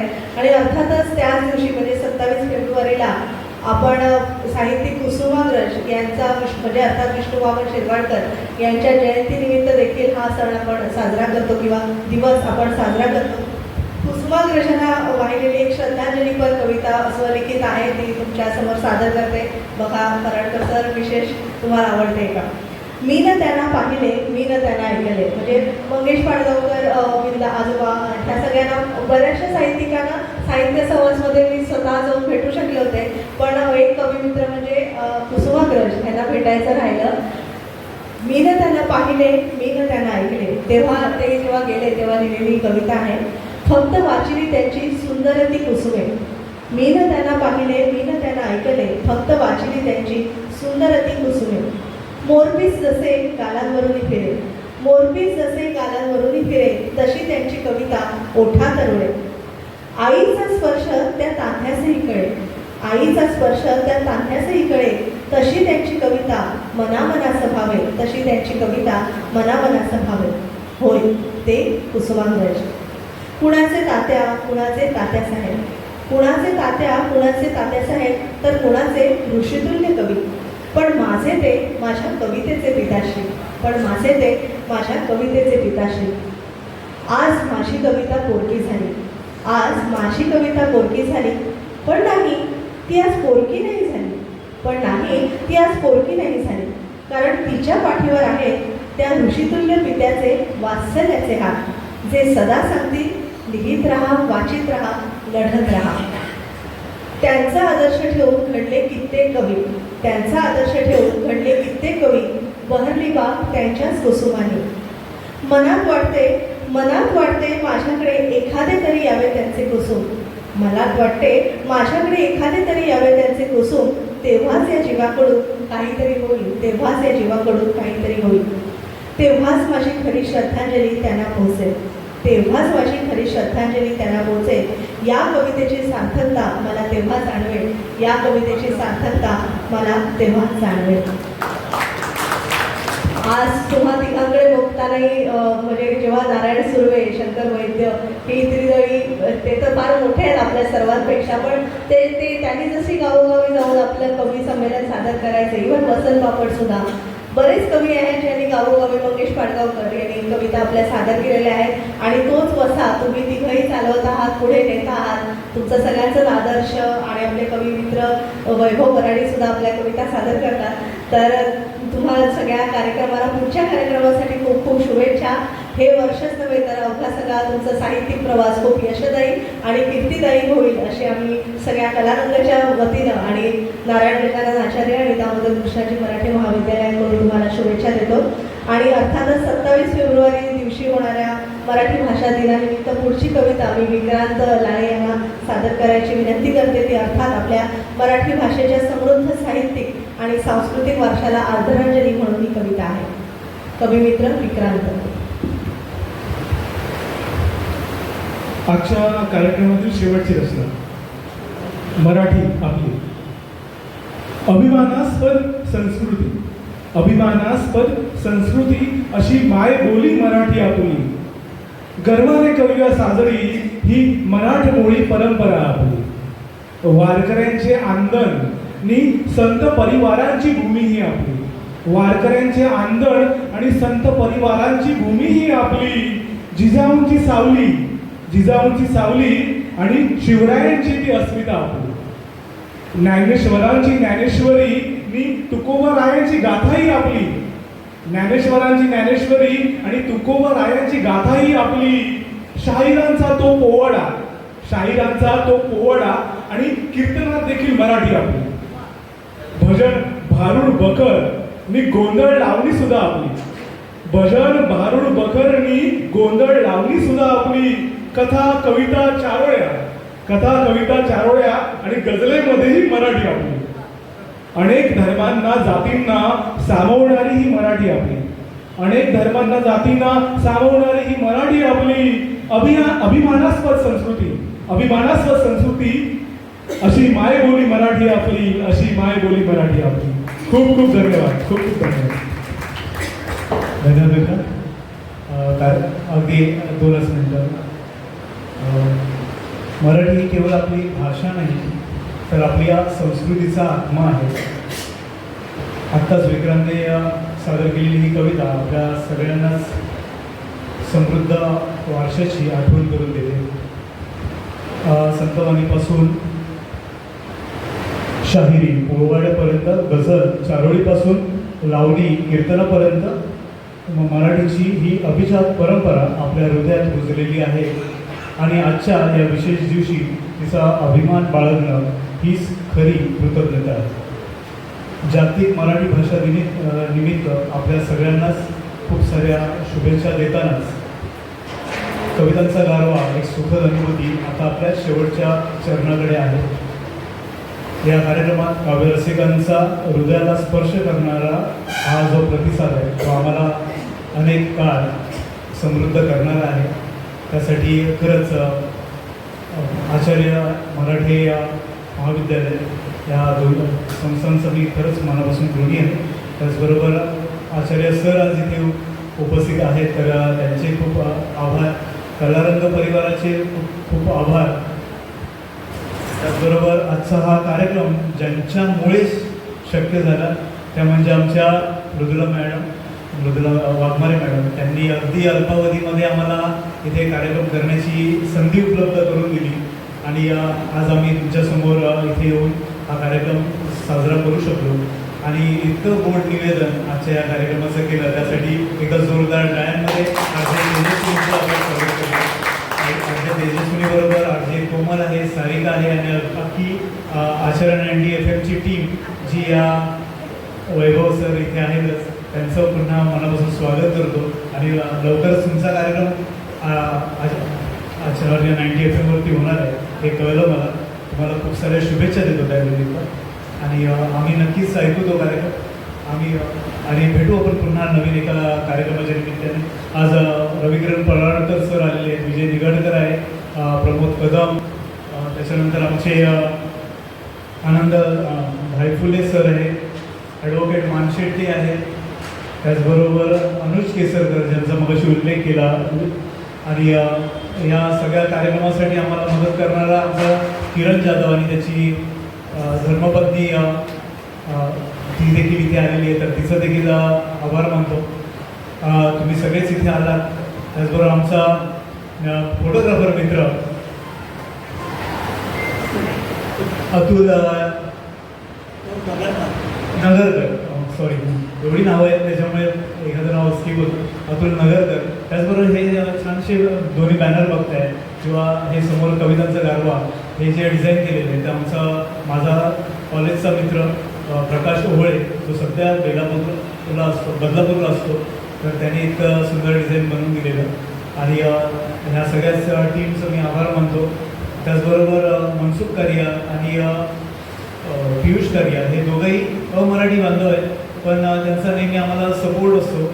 ह्या सगळ्या कविता नेहमी पुढे पुढे तुम्ही सादर करा आणि मराठीला तुमच्या पुढे न्या, हा त्यांचा नेहमी आम्हाला सपोर्ट खूप महत्त्वाचा आहे असं मला वाटतं. त्याचबरोबर इथे आज सगळे तुम्ही पुन्हा आलात आणि त्यांचं स्वागत करतो. तेजस्विनीचा आभार मानतो आणि आपल्या सगळ्यांचीच रजा घेतो. धन्यवाद.